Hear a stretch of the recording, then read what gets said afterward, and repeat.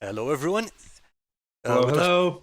with us today is Garman from the Storycraft Society, and I know a lot of you guys were really looking forward to having him on. Hi, everybody. So, Garman, how are you doing? Karl.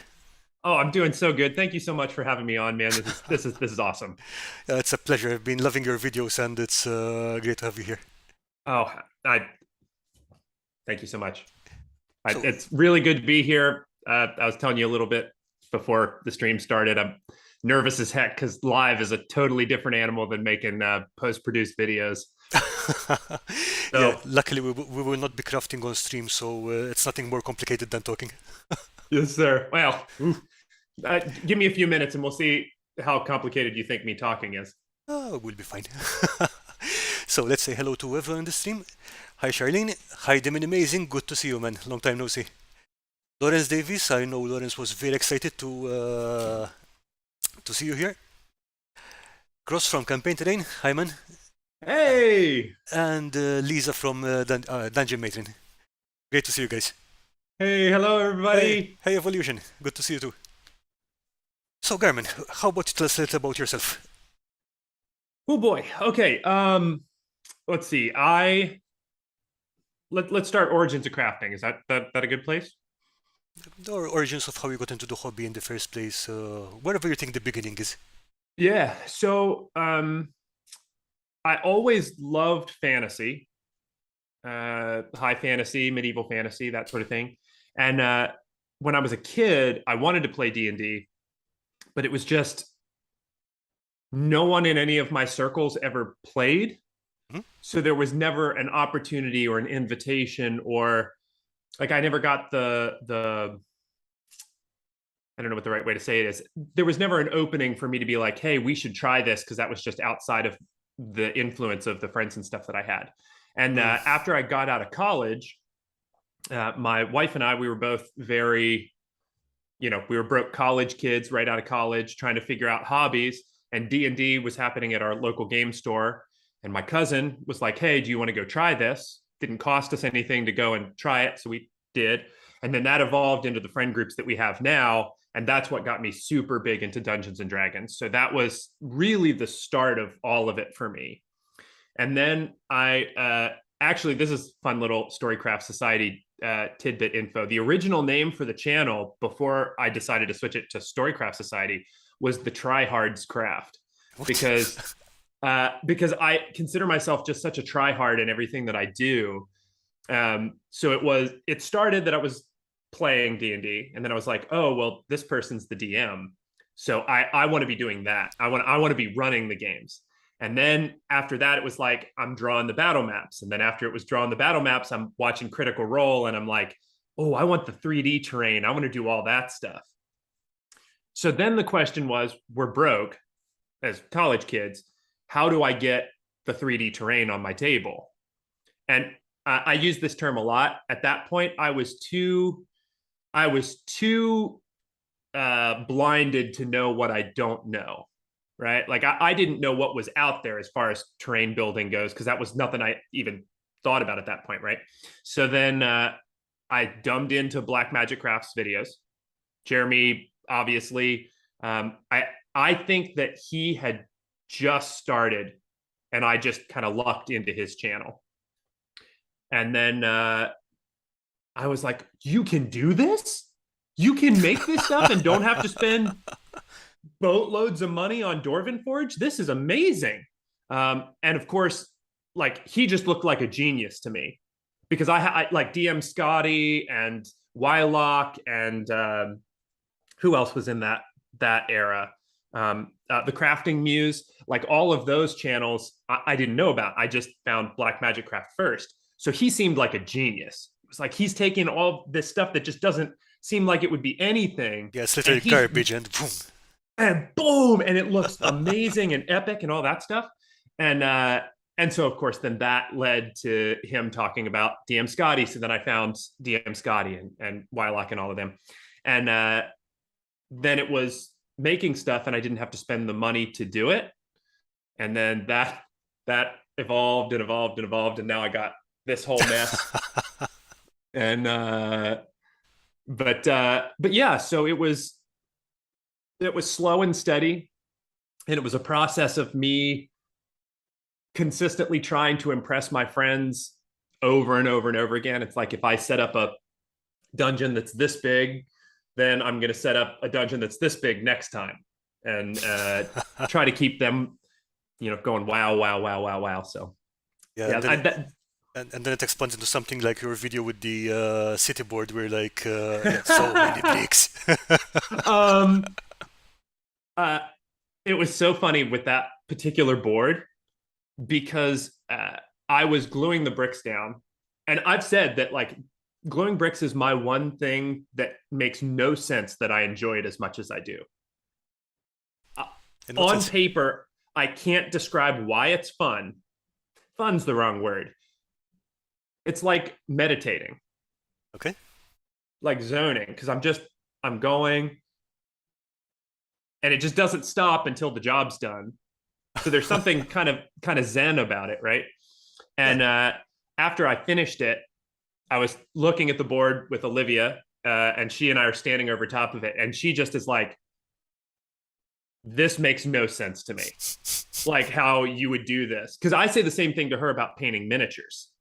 All right. She paints minis, and like I'll watch her sit for 45 minutes and work on the cloak.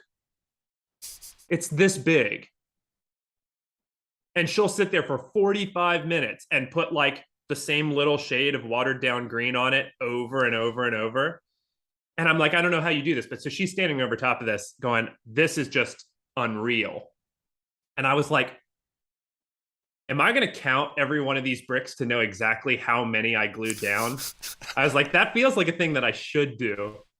And then she, of course, gave me some kind of a look that was like, I guess that checks out, and then walked out of the room. And so I sat there and counted every single one. I'm glad that I did. 14,062, I believe, is the number. Because at least I get to say that. That gives me some kind of like street cred, right? Yeah, I guess it does. Well, it's funny how it works out. I mean, I I'm perfectly happy to sit and scribe in individual bricks with a pen or a pencil or a thing, but it kills me to just okay, brick, brick, brick. I feel the exact same way about scribing bricks. I did. Hold on a second.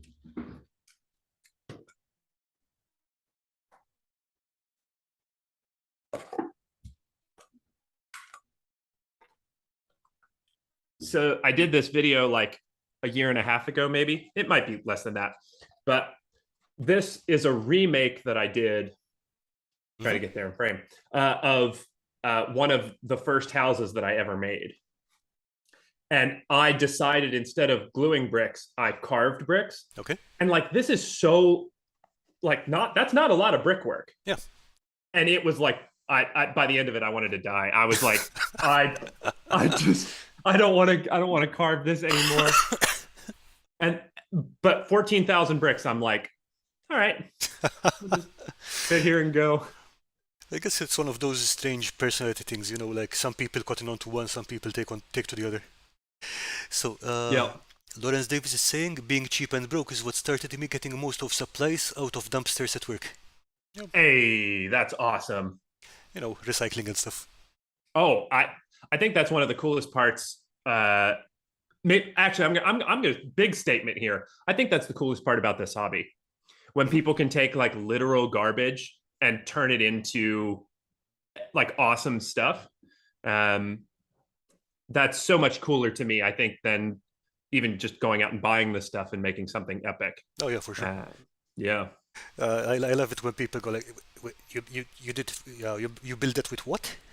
Yeah. Oh, yeah. Like the first time that actually hit me was DM Scotty had that video where he made the purple worm out of the toilet paper rolls. Yes. And it looked so good. Like really, really, really epic. And it's super fun to like explain that to people, to be like, yeah, he made a purple worm out of toilet paper. And of course, everybody makes the face, and I'm like, hey, just watch the video. It's awesome. Okay, Campaign Terrain is saying, I'm kind of the same way about placing bricks and tiles. It's very zen, but making them, ugh. Uh, I agree, 100%. Uh, if I could just like have like a I don't know, like intern who just cut all of the bricks and then I just glued them, that'd be awesome. Okay, Dimin amazing. I can't scribe bricks if my life depended on it. I get bored so easily. Gluing them is what keeps me sane. Yeah, again, it's a weird thing because it's still a repetitive action. Oh man. Yeah, and Evolution is saying, yeah, the time we made stuff with pistachio shells, that was. Pistachio shells? Oh yeah, we had a challenge a few months ago where we just built stuff out of pistachio shells. So we can. Oh man. I didn't see that. B, now my mind's running. Yeah, well, I'll send you I'll, some pictures later. There were some very oh yeah, creative that's pieces. awesome. Oh, that's so cool. Because you could probably use those to make like shields for miniatures too. Like you could Yeah, have like a druid looking like shield or something. yeah. There was one of the people who took part. I believe that was Rechita. Made some shields for his dwarves. Mm, mm, mm. Uh, That's awesome. Terrain and I made bugs, different looking bugs, and as he's saying, Oh, yeah, that's so sick. yeah, never again because he realized that super glue does not take very well to pistachio shells. Interesting. So what'd you use? PVA? He ended up using more super glue, I believe, but I ended up using epoxy. Okay, yeah. Okay. I'm afraid to use epoxy. Like I use it for like UV resin Hmm? stuff, but the like actual 5 minute epoxy stuff scares me. It sets up so fast. Yeah, I mean, I don't know what the weather is like where you're at, but right now, if I tried to use that last week, it would have set in less than 2 minutes. Yeah. Because depending on the conditions around you, like heat and humidity, it's going to set up much faster than 5 minutes is an optimal condition Yeah, time. oh But for sure. hey, hi Mike. And yeah, I think if I remember correctly, yeah, Lawrence made this kind of Sarlacc type creature. Oh, So he, that's he used the so pistachio cool. shells for the teeth. Yeah, there were some Oh, really good pieces. oh, that's awesome. Oh, that's so awesome. So right now we're doing a finish him challenge. Basically, we take some unfinished piece of craft, something that's been on the shelf for whenever. Just hide. I'll just go ahead and hide that stuff up there. Yeah, we can see it. We can see it. it's it's so funny. I hate. I mean, I've literally. It's like my number one thing that I say. I feel like almost in every video. I hate painting so much that I get stuff built to like that stage where it's like basically ready for paint, and then I stall and stop making it because I just don't want to paint it. Maybe that's what I need to do like an unfinished, like somebody to just force me to do it. Yeah, That'd be just good. jump in and join us. Yeah, but apart from that, yeah, I don't get that with terrain usually because I don't mind painting terrain, but with miniatures it's like okay, I built it.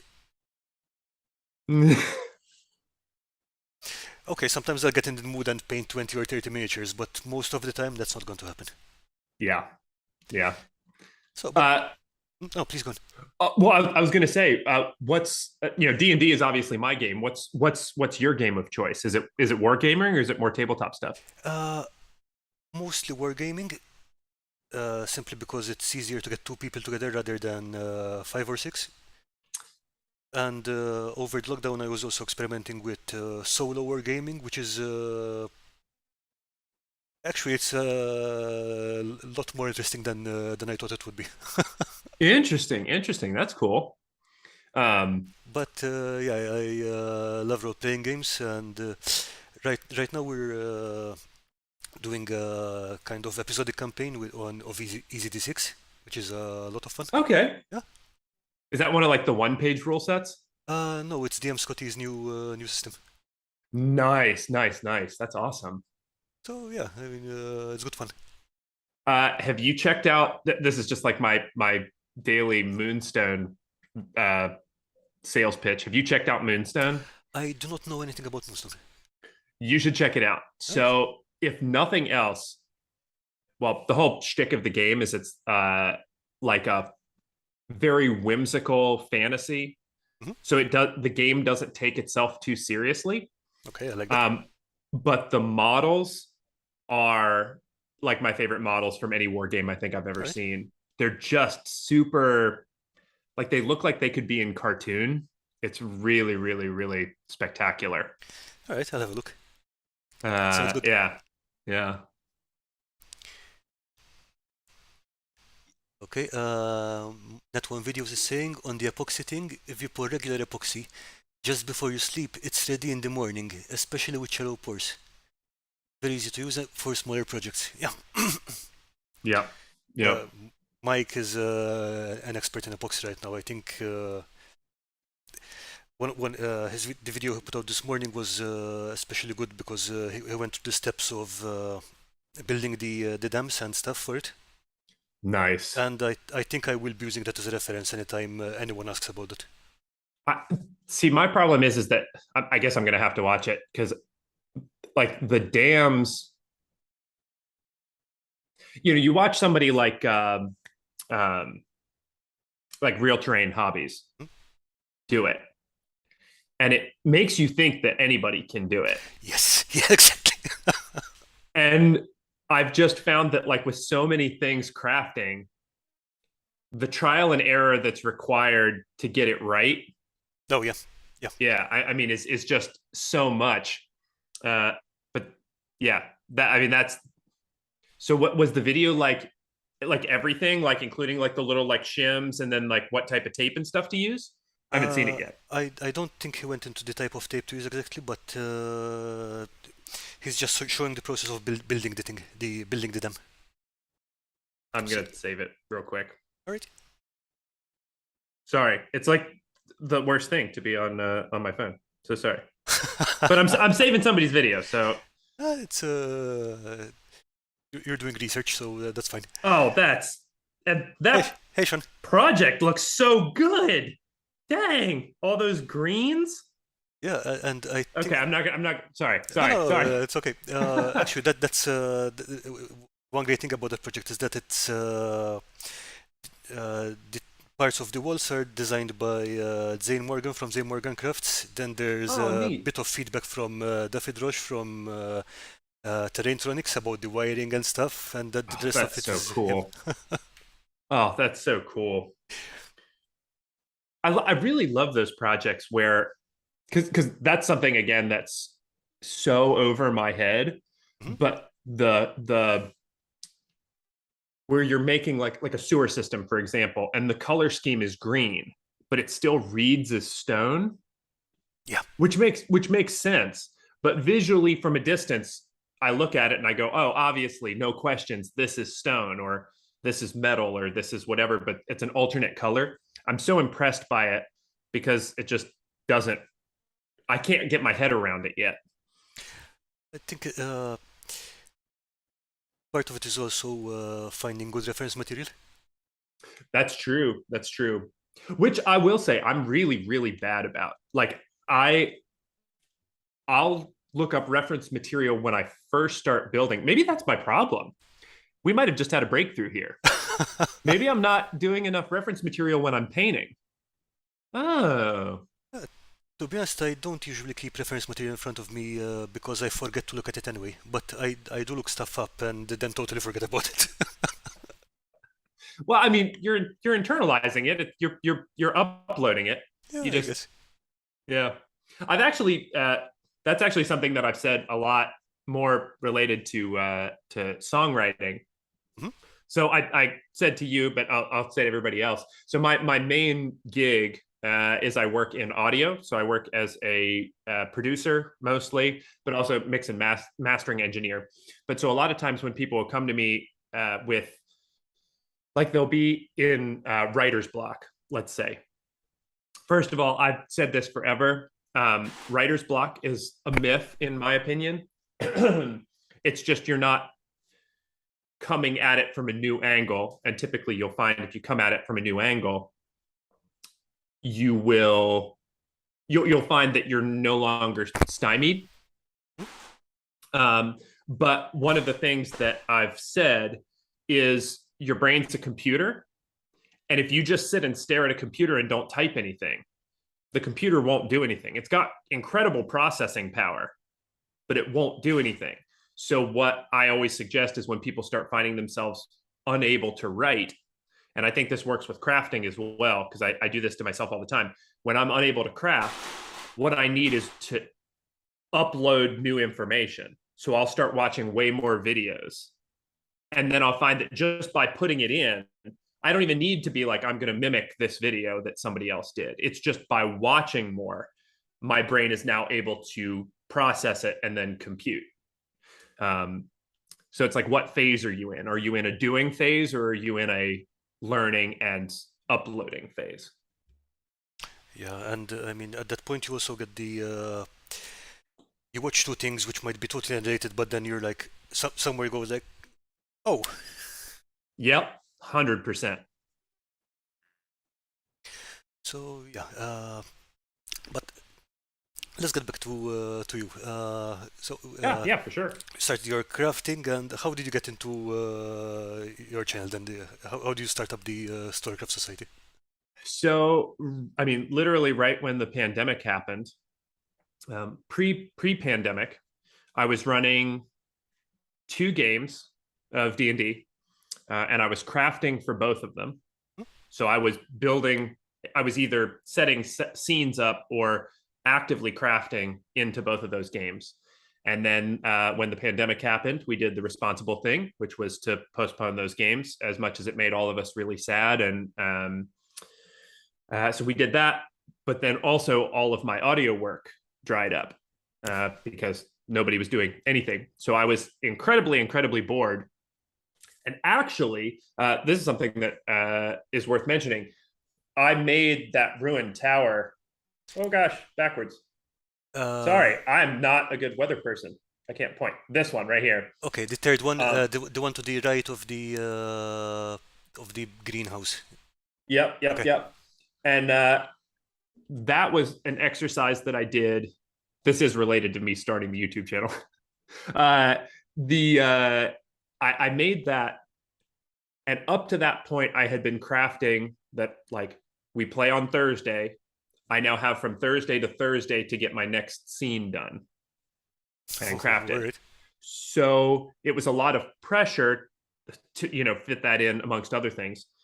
And what I hadn't done up to that point was I was watching people like, Real Train Hobbies is a really good example of that, where I'm going like, he's obviously a way better crafter than I am. And I was like, well, wait, I haven't really sat down and just been like, no excuses, no, I don't know what the right term is, but no excuses. I'm going to make something as good as I can possibly make it. If it takes me 6 months, it takes me 6 months. Yeah, job's I'm going to make done kind of thing. Yeah. Yeah. And so I ended up making that ruined tower. And it turned out, it took me a month to do, and it was really awesome experience for me to never, it was never excuses. It was never, if I had more time, it could be better. It was like, right now, at this moment, this is what I'm capable of. And I'm still actually really proud of that piece. Right. But I finished it, and then I started showing, obviously, the guys and girls that I game with. And one of the guys that I game with was like, do you know what would be awesome? You should make a YouTube video about how you made that ruined tower. And at that point, I kind of was like, no, nobody would want to watch that. Like, nobody would want to, like, I don't even know what I'm doing. But B, it's like I don't want to listen to me talk. Why is anybody else going to want to listen to me talk? Um, and of course, then the pandemic was not just, wham, bam, thank you, Corona. And so I was like, I've got nothing else to do. I'm sitting around basically just twiddling my thumb. So I was like, why don't I try it? And then that's when I started. I made 4 videos, and I think I made all 4 of them in 1 week because nothing was um, crazy. I think I did rocks, like foam rocks, logs that I based off of a crafting muse video from forever ago, hills. I can't remember, something else. But so then I made those 4 all really quick in a week, and then sent it out to all of the buddies that I had, and was like, hey, can you watch these and tell me if these are watchable? And everybody came back and were like, you should release those. It's like, that this is really cool, you're on to something. So I was like, okay, I'll try. And then I released them, and then it was just one of those things where I was like, I guess every week I'll make a YouTube video because I have the time. I've got nothing else to do. And then so many repeat people started showing up, commenting on my videos, and which, like, I don't think I say enough in my videos. That's something I should absolutely fix. But like, the people who have been watching me for 2 years, coming back over and over and over again, I mean, it just, like, it's what makes me keep making videos. It blows my mind that they would want to listen to me, but also it just blows my mind that the support is just so awesome. I mean, I didn't know about your channel until this year, I believe, but this year, possibly late last year. But what I can tell you, I mean, your videos aren't just interesting from the crafting side. They're also a lot of fun to watch. So there's that. Well, thank you so much. I hope that they're entertaining. I hope that they're entertaining. They definitely are. Good. Okay, we have Tina Martins and Amy Lou joining us, and Drew LCH.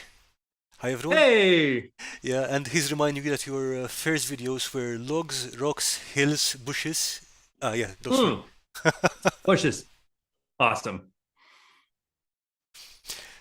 Speaking of crafting, do you have any go-to techniques or something like if you have a new problem to solve? Let's put it that way. Do you have something that you go, okay? First thing I'll try is this.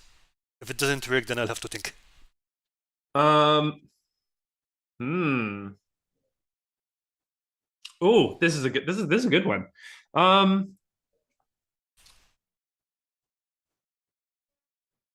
Oh, okay. So this I don't know if this is a technique, but this is definitely a thing.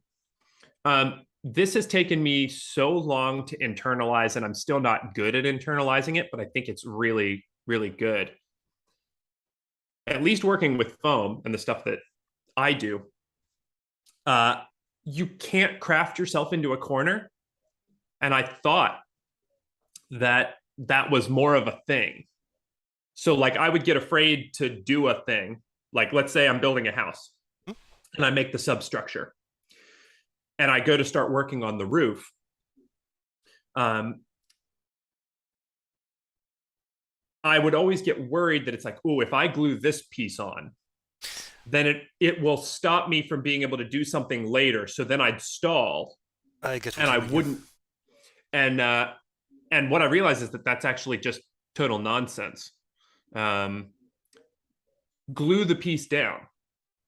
If you glue it down and you have to tear it off, there's almost no like negative repercussions for that. Like, pretty much.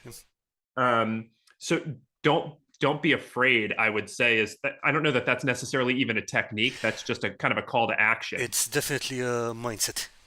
Yeah. Glue the thing down.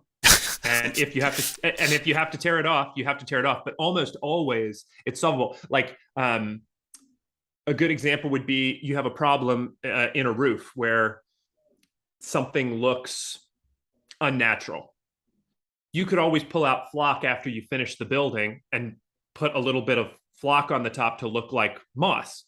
And now no one will ever see it. Yeah, if you make a mistake, turn it into texture. Yeah, 100%. Um, as far as techniques go, um, thin paint. That's actually a really good one. Of course, the guy who hates painting is going to give a painting tip.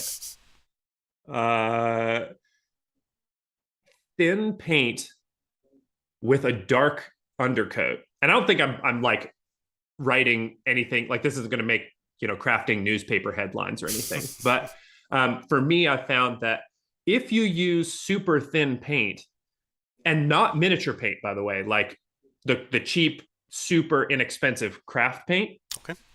it breaks apart so well, like that there's not enough pigment in the paint that if you water it down a whole bunch, what it does is it makes these kind of like splotchy areas of Okay, I pigment got and you. then places where there aren't pigment.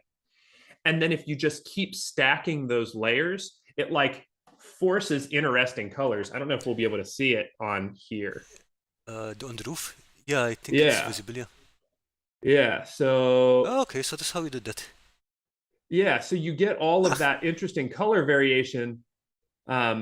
That you can do that by doing like 2 or 3 coats of super, super watered down paint and then dry brush over top to bring your high level detail out. I, Okay. and this actually, maybe this is interesting. I have been afraid of washes basically the whole time I've been crafting. Um, I don't know if it's well. Actually, I can trace it back to where it started, which was what video was it?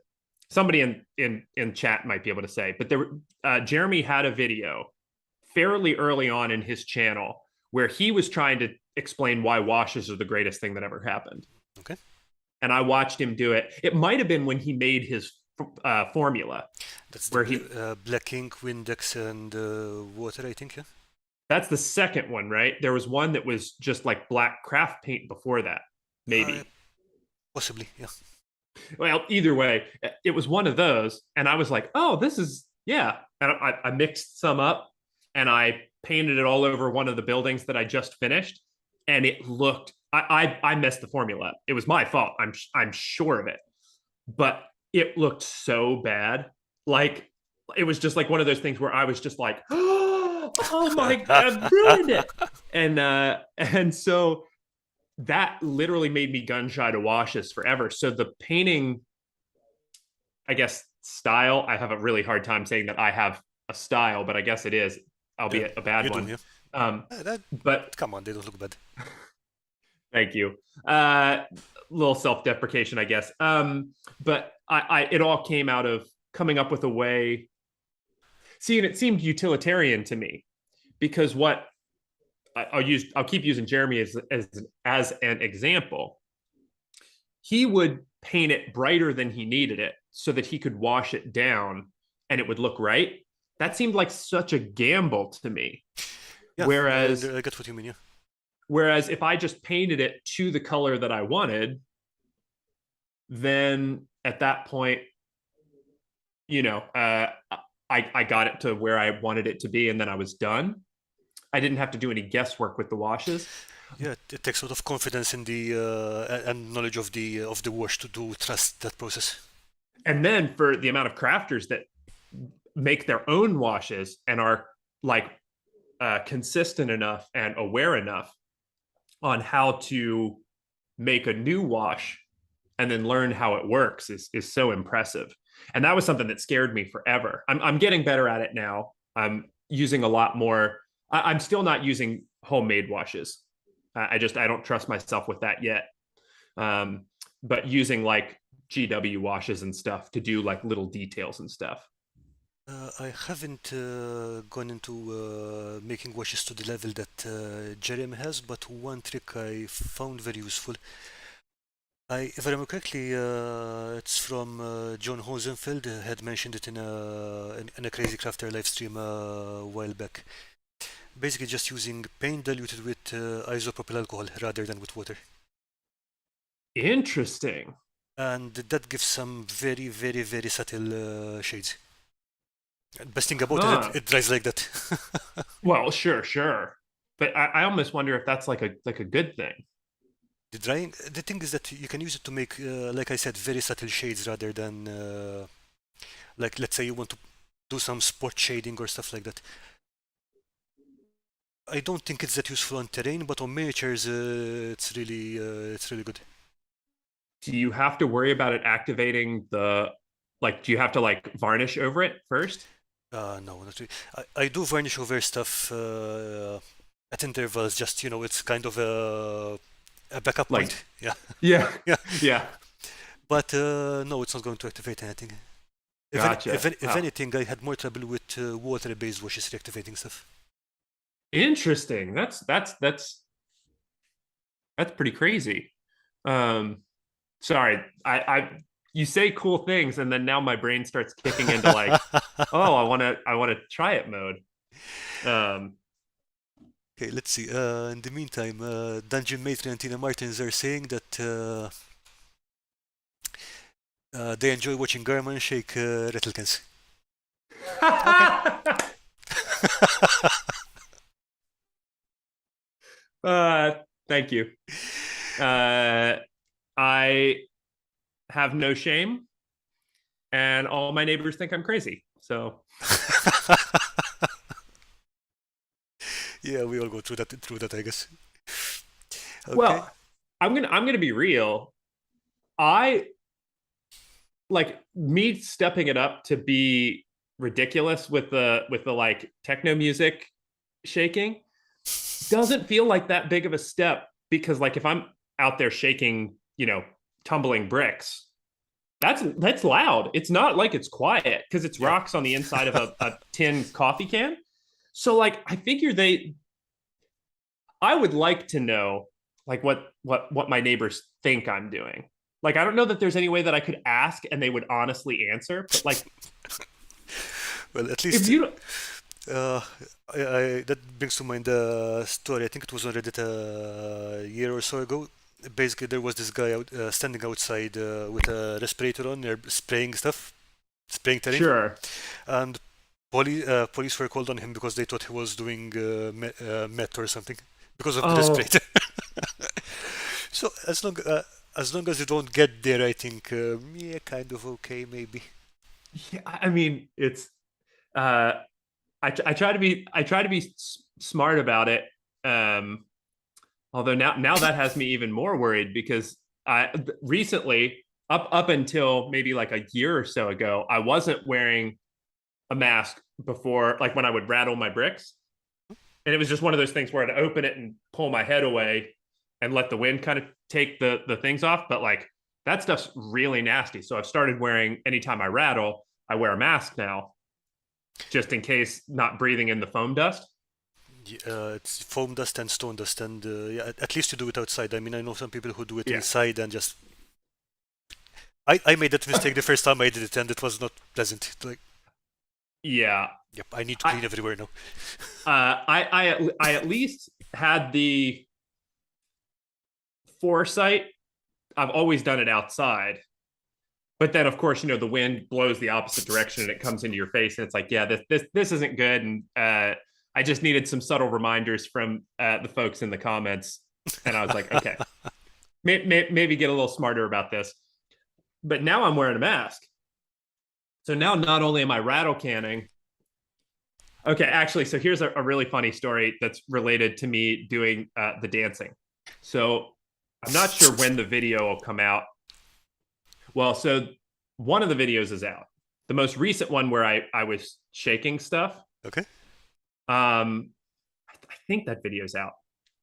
Anyway, um, our house is being worked on currently, and my family is all local to the area, so they've been helping us to do the working on the house, replacing some of the outside fascia boards, and so I had a specific window to do my filming, and for that video, like three members of my family were out working on the house, and they're behind where the camera was because I'm pointed away from the house with the camera. Yeah.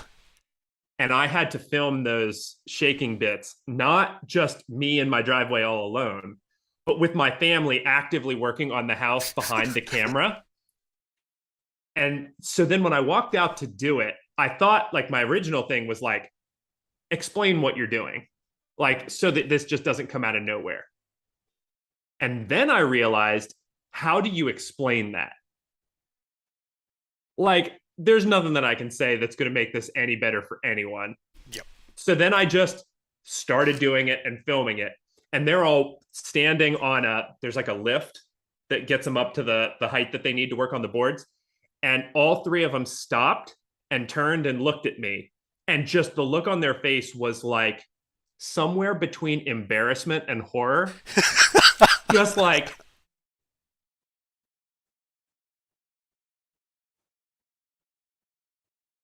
and so all of that was filmed with a live studio audience of my family, uh, which was harder. Yeah, I can imagine. Yeah, Sean suggested you need a dive mask and techno music and the speedo, just to see the reaction. I, I Speedo. I think that's for the neighbors, not for your family. Uh, you know, they. I'm trying to think who would be more appalled. I think probably the family would be more appalled because they Uh, feel like it's a reflection on them. But I don't hate the speedo idea. I apologize to everyone for that seed being planted in my brain. So so yeah, where are we? We're talking about yeah, washes and painting. Yeah. yeah, yeah. And now I realize that I have to make an alcohol-based wash and see how this works. Could you do it with ink instead of acrylic? I have not tried it, All right, but that sounds we like got a good idea. Yeah, we we have to. got we got a video for this week, baby. Let's Yeah, go. we got the science. Uh, yeah. So, um, long story short, when it came to doing the watered down acrylic craft painting to avoid washes, it was just now find ways to never touch the low areas with your brush Hmm. so that the dark stuff stayed dark and then the dry brushing would grab the lighter stuff. Um, but I really think that the breakup, if you're willing to put multiple coats of paint on, and really actually that sounds worse than it actually is. If you can do like a brown Hmm? where you have your black base coat and then you do like a dark brown, a mid-level brown, uh you then can do like a warmer brown, like a beige, or you can, or I'm sorry, a cooler brown like a beige, or a Okay. warmer brown like kind of a orange almost, and then a really light dry brushing over the top of like a khaki or an antique white.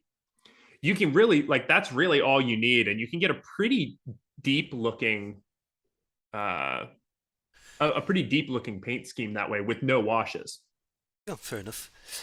Campaign Train and Tina are saying alcohol inks, sorry, alcohol lightly tinted with alcohol inks works great.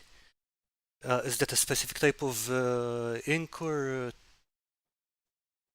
Okay. Tina is saying I also use distilled water and some ISO and some ink.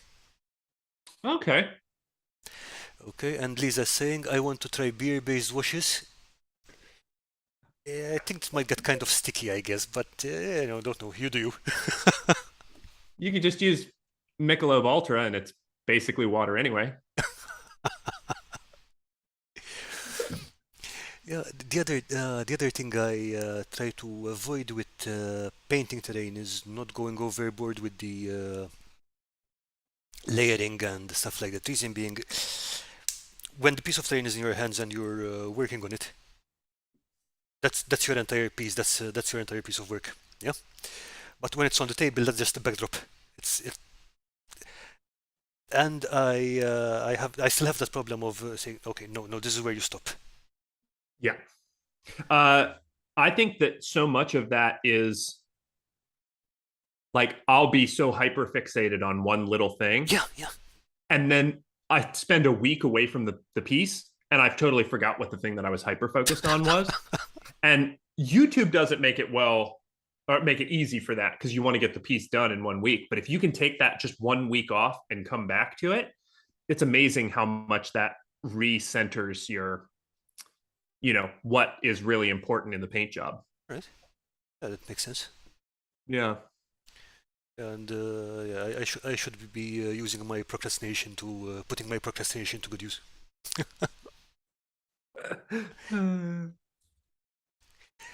Okay. Okay. Regarding the inks, campaign is saying I use scrapbooking alcohol inks and regular isopropyl. 60%, 70%, and 99% ISO doesn't seem to matter much. So here's actually a real question that I've had, and maybe somebody can let me know more specifically. Is there a difference between the percent in isopropyl? Like if you use a really, really like high percentage or low percentage, does that mess like what effect would that have with the isopropyl alcohol? I would say it depends on what you're using it for. Okay. For example, if you're using it to break up the surface tension of water or glue, it's not really going to make any difference.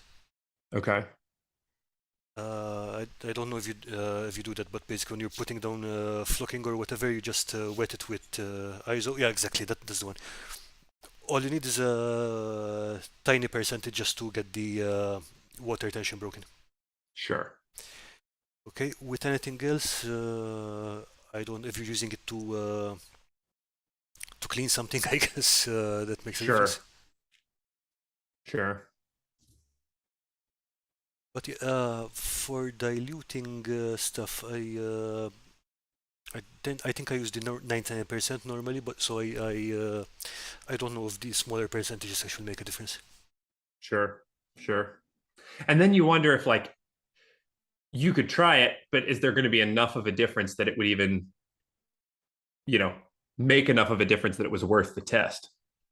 Yeah, or a perceptible difference that you could tell without lab equipment. Yeah. Yeah. Yeah. Yeah.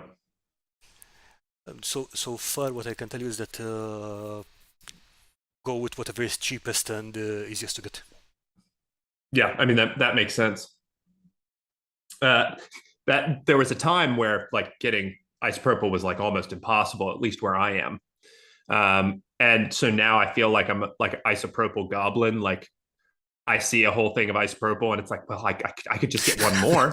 I'll set it off on the shelf, and it doesn't go bad. It doesn't go bad. It doesn't go bad.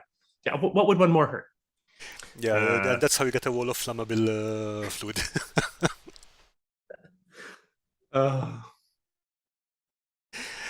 Okay, Cross also confirmed that the percentage doesn't really make any difference. cool. That's good to know.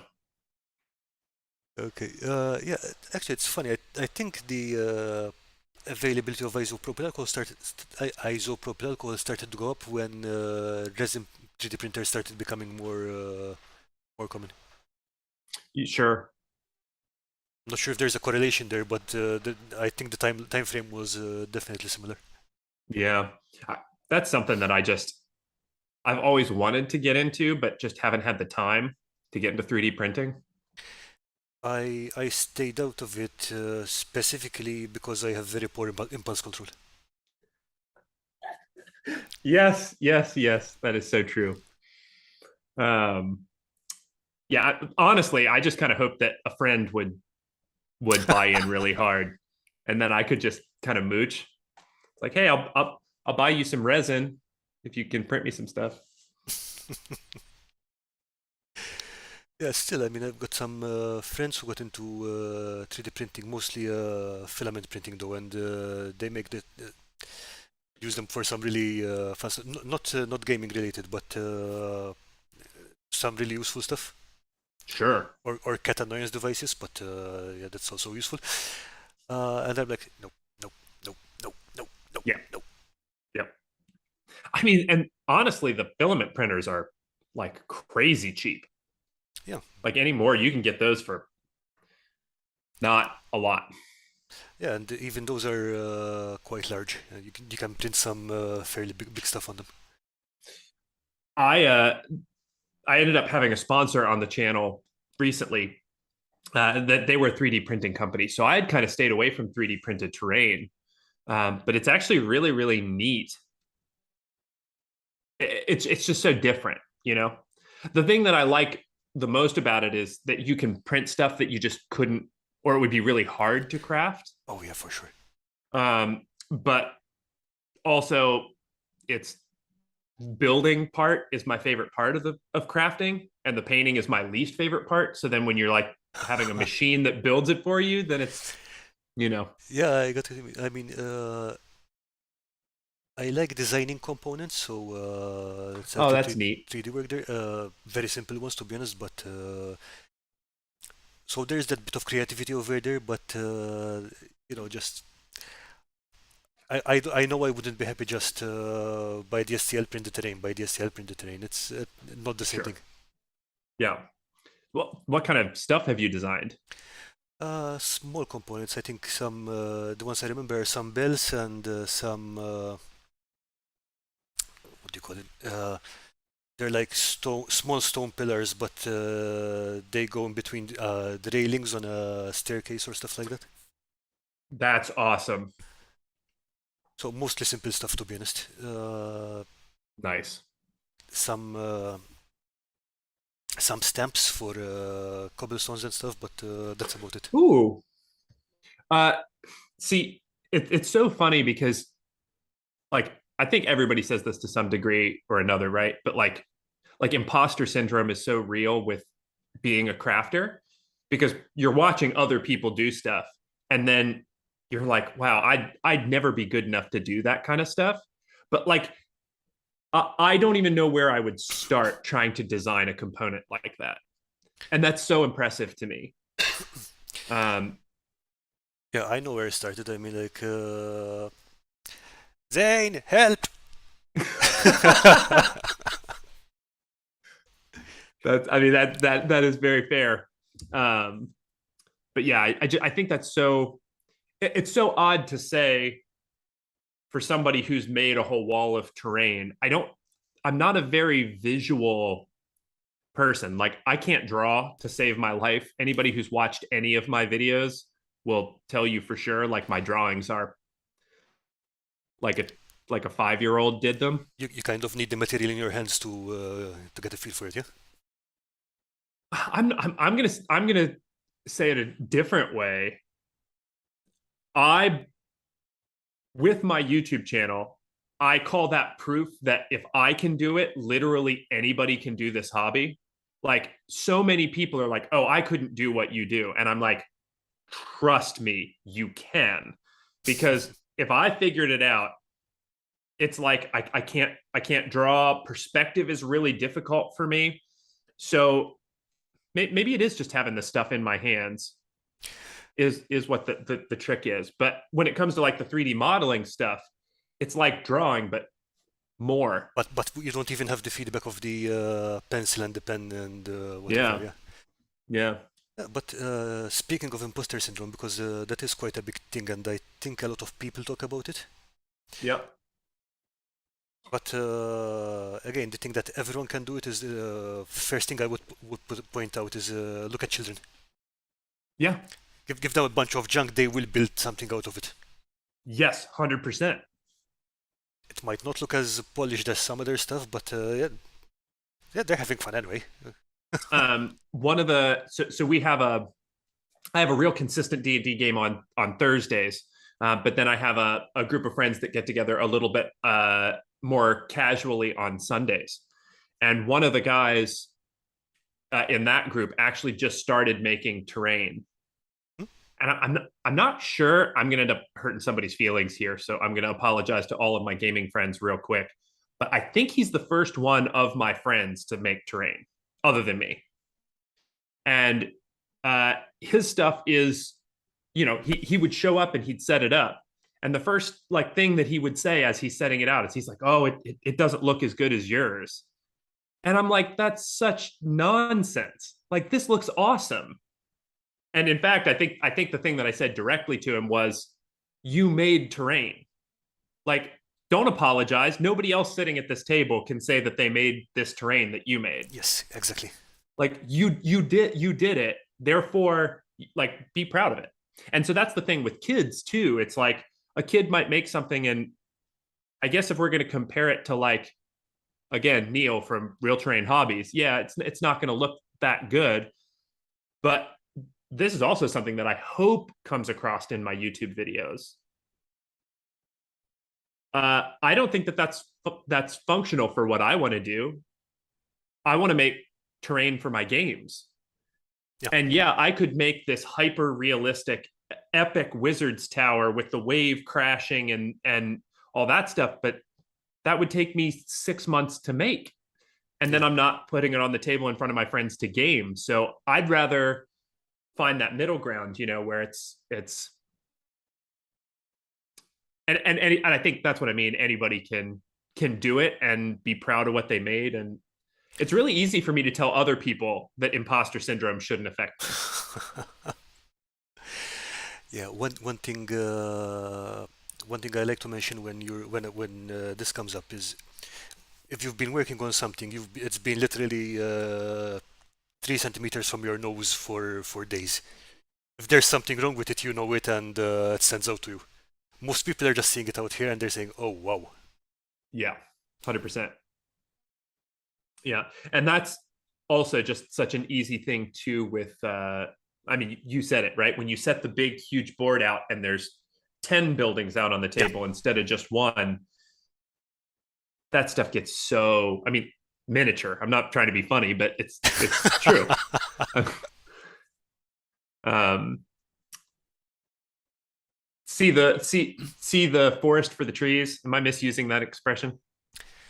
Maybe I think it's missing the forest for the trees. missing the forest for the trees. Well, the opposite of that, I guess. Then, Yeah, I guess, yeah. yeah, Because it's a good thing that you're seeing. seeing the whole forest. Exactly. Yeah. Okay. Yeah.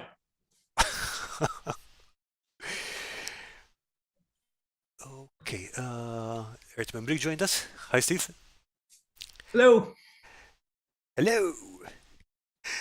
So, what do you say we jump in and look at some of the photos of the terrain you sent me, and can tell Sure. us a bit about them? Hey. Here we go.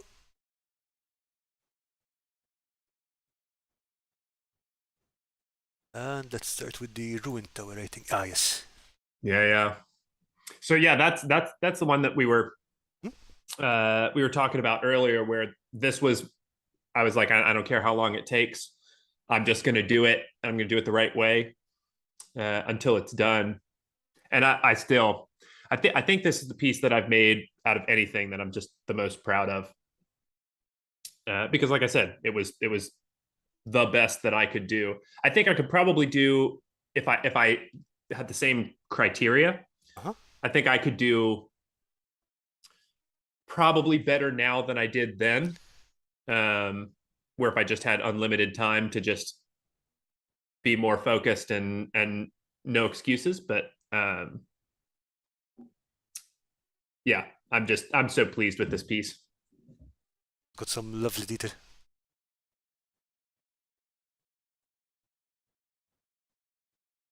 Dungeon Matron says, if I spend too much time and put too much detail in my builds, it ends up not being used, because I find myself saying, look but don't touch. Yeah, pretty much. Yep. I love the detail on the stone here. Did you do this in the same way that you mentioned with the diluted? Well, actually, so no, I did this stone with Geek Gaming Scenic's leopard spotting technique. All right. Yeah, so it's let's see, 3 different colors on the rocks. So that ends up being 4 colors because the plaster rocks are white, right? And then like a blue gray. Payne's Gray wash over it, and yeah, I love using that one. Yeah, I think I did a yellow and maybe an orange. And then of course dry brushing up with the the grays afterwards to bring all of the gray back in, you know. Okay, and the drugs are plaster cast. Plaster cast, yeah, All yeah. right, nice. Woodland Scenics molds. Uh, okay, campaign terrain. On those windows, did you highlight the window glass or is it just like the light reflecting off the resin? Yeah, that's just the light reflecting off of the resin. Um, One thing that I wish I would have done is back then UV. I actually bought my first UV resin ever to do this project. So I didn't know anything about mixing color into them. Okay, If I would have antiqued the glass a little bit with like maybe just like a hint of yellow or something, I think that would have looked better because you can't really see it too much in this picture, but in person the glass looks very perfect, okay. and having just that little bit of like medieval antique yellow to the glass I think would have made it look a little better. But yeah, that to answer the question specifically, that's just the light catching it, and then they have that kind of natural, you know, uh scoopy shape. I think we have the same one from another angle. Ah, yes, here we go. Yeah. Okay.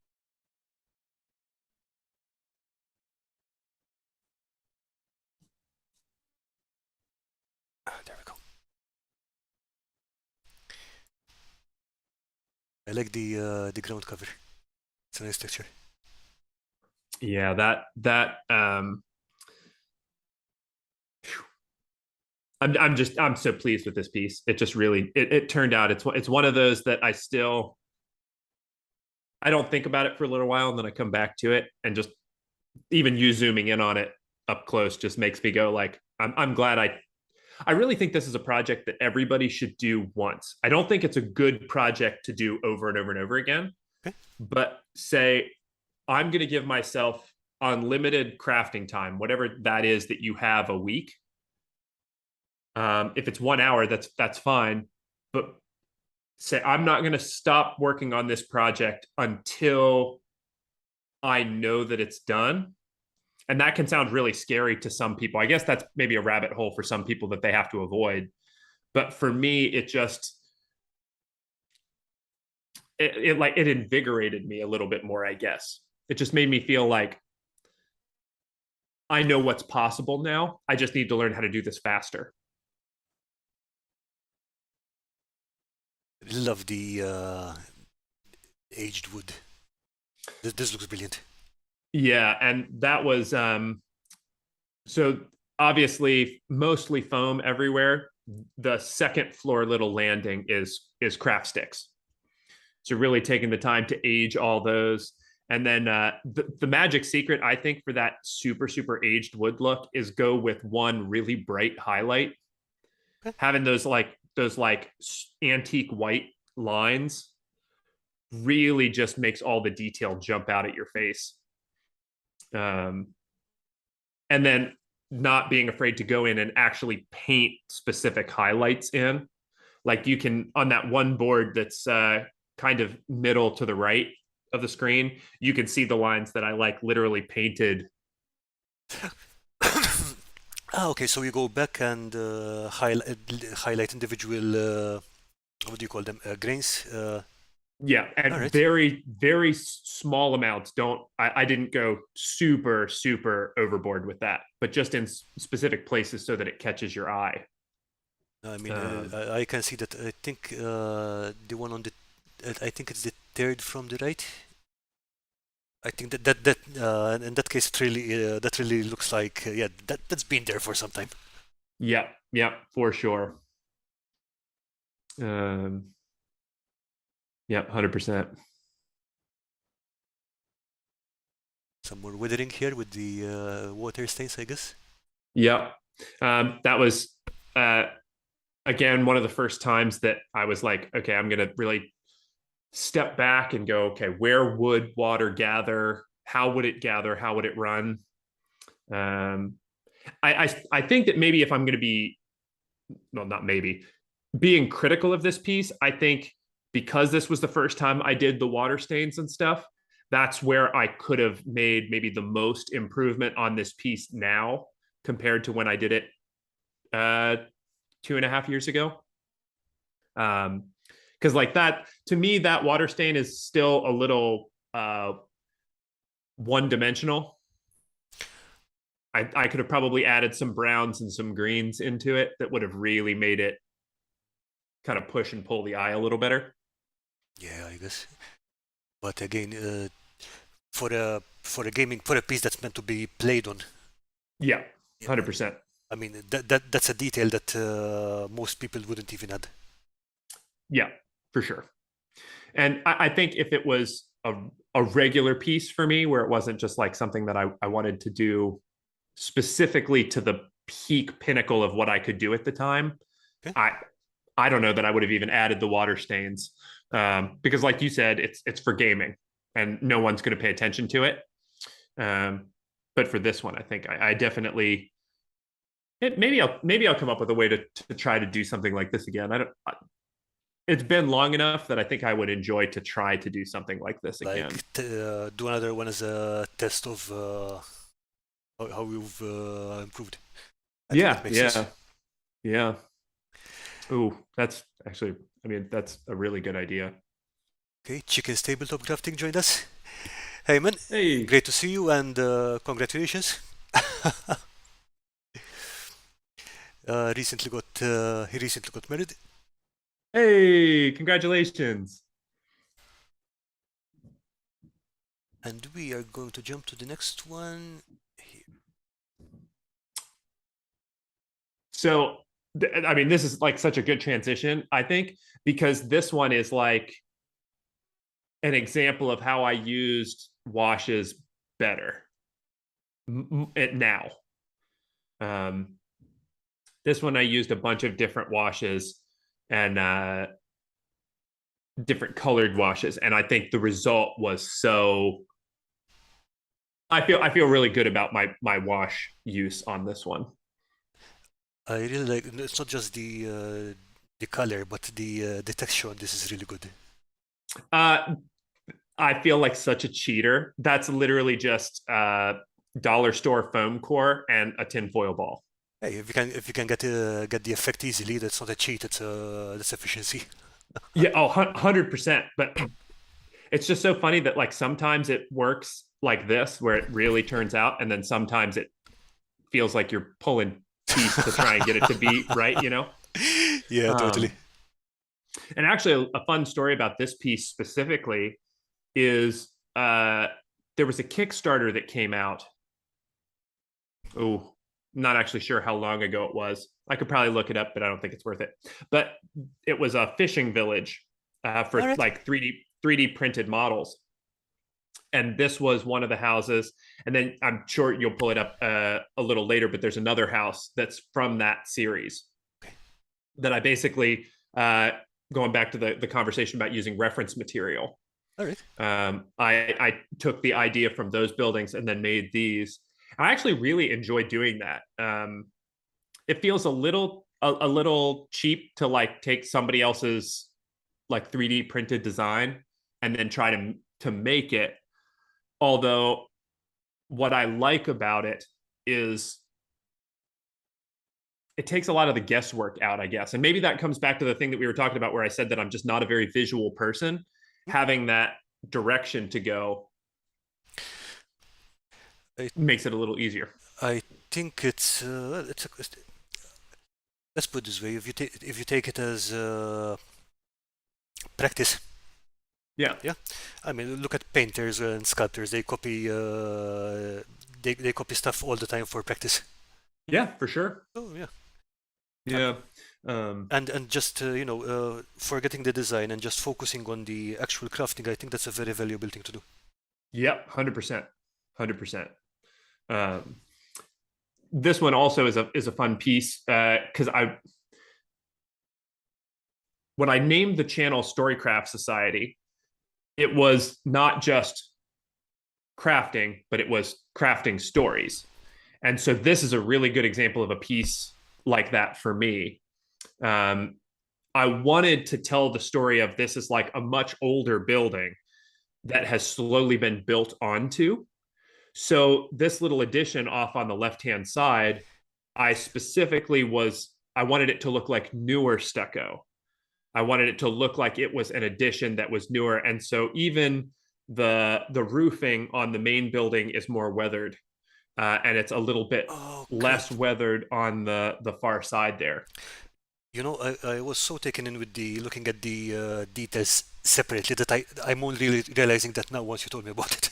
Yeah, yeah. But no, And yeah, it does. It makes sense. did I send you the back of this one? Not sure. I don't think so. Well, No. here, I'll solve this easily.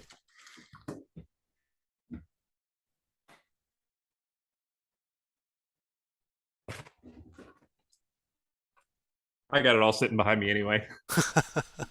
Uh, but so I've got the this, which is the new construction Hmm? here, but then up here, I even wanted this to feel like this was maybe built on the same time that they built this. So the stucco's newer on this one as well compared to everywhere else. Uh-huh. Um, Yeah. yeah. Yeah, that's one of the things I love about old cities and old buildings because you've got all these kinds of adjoining architectures. Then one thing I really love is where you've got bridges joining two properties across the street. That's some feature I really love, and Oh, it's 100%. and it's so hard to plan when you're doing individual buildings. Yeah. So You uh, you almost go ahead. wonder if you could do that well by building the two buildings separately and then cut into them and add the bridge piece. So it's like a whole new style. That would probably be easier to design. I think you're right And about like that. you could even do, if you wanted to go like that next step up, you could make the two buildings out of one material, call it like foam core, and then make the bridge out of XPS so that it's a different material. So even the way that it takes texture would be different. So it would look like it was built in another time. That makes a lot of sense. Yeah, something I'll try. I might try this in 10 millimeter scale, but I'll definitely try that. Ooh, 10 millimeter scale. See, I haven't messed with that at all. That seems so daunting too, because it's just so tiny. It is tiny, but at the same time, it's a lot more freeing because you can make larger structures. Let's put this way. You're not going to make a realistically scaled 28 millimeter castle. At Sure. least I'm not going to do that because I don't have the space in here. Uh, just jumping off of that, when I made my first foam modeling crafting group reaction video, Hmm?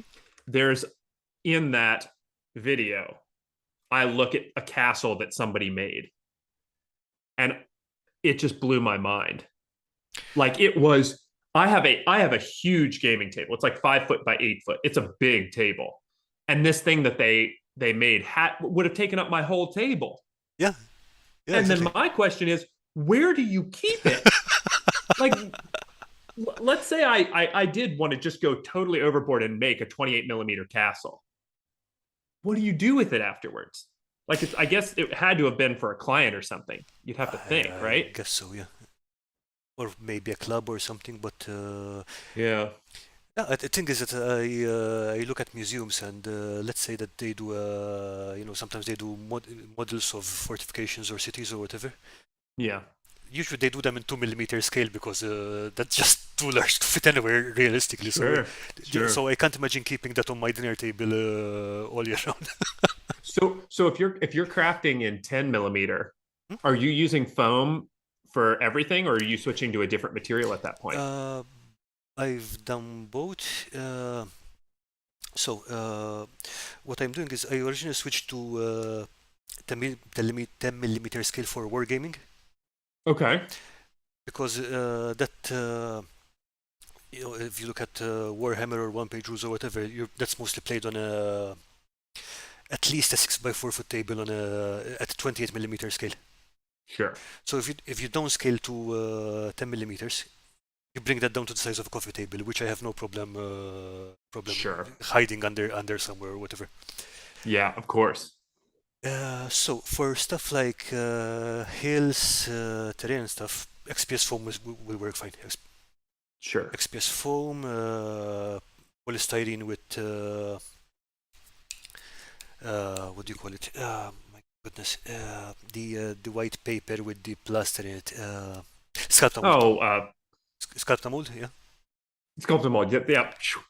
that will work Woo. fine.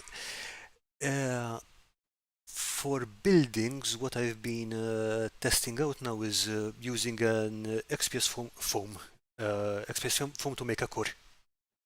Okay. Yeah, and then slapping milliput or dust clay over it, and then sculpting that. Oh. Be- Oh, that's so neat. Because at that scale, it's viable. You're not going to do. Yeah. Oh, You are not going to do it on a 28 millimeter scale building. It's too large. You would not be able to do it, and it would be pretty expensive. sure. On 10 millimeter scale, it's much easier. That's neat. Plus, you can sculpt details which would be much more complicated to build in foam. Sure. Sure. And the thing I would like to experiment with eventually is build one of those or two of those and then cast them. Because let's face it, you don't need 15 unique different peasant hovels. You can just make two or three and scatter them around. Sure. Sure. So yeah, That's yeah. That's super neat. so yeah. Um. Yeah. Speaking of something that I it seems crazy is sculpt. Like I like the idea of sculpting those, but like I don't know where I would even start with that.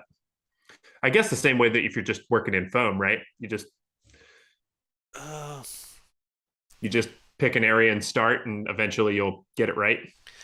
Pretty much, yeah. But what I would suggest for people who have never sculpted before, especially, is start with a detail. Like for example, you want to do a decoration or something on a building. Yeah. Sculpt that separately. Take your time on it, and when you're happy with it, paint it up and stick it on the thing. Sure. So you're not going to worry about messing your piece up because it's totally separate, and you have all the time you want to work on it. Sure. Okay, but again, it's a different skill, and I think it's very useful for building details, which there are some things you can't realistically carve out of foam. Yeah. Yeah. For sure. Okay, let's say you're not going to do gargoyles out of foam or whatever. So, Right. Right. Right. Right. but anyway, back to your build. This is really too much. This is really too good. Thank you. Okay, jumping on. I think we have another house. Yeah. This one was fun for sure. This was the first time I did stucco on a building. Oh, I'm sorry, tile grout stucco on a building. Um, and I actually don't know where I came up with the idea for this building. I feel it might have been from another Kickstarter type situation, like the other one. But I'm not. This one's long enough ago that I can't remember. Also, fun side note about this building is I originally made it that it all comes apart, so every floor Oh, was playable. okay. And then this was the last building that I've ever made to have playable interior because Oh, I realized I never, ever, ever use playable interiors. really? All right. So you uh, build them and you never ended up using them? How did that happen? uh, I would end up setting up dungeon tiles for the floors. And at that point, it was so much easier. I could just, if I was doing this house, for example, it's 4 stories. I could just set this building out and then set out the 4 stories of dungeon tiles to be each of the floors. And then I was done. And it was so much easier. And you got the cool visual of the building still. So I've cooled on making playable interiors specifically because of this building. Yeah, I've always had mixed feelings about them, but I definitely It's nice, but it becomes impractical after both a certain height and if you're under a certain footprint. Yeah. Well, and also like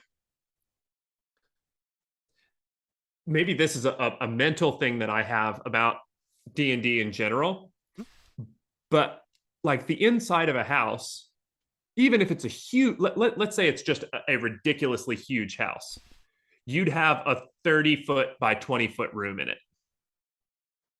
That's only 6 squares by 5 squares across if you're using a 1-inch grid.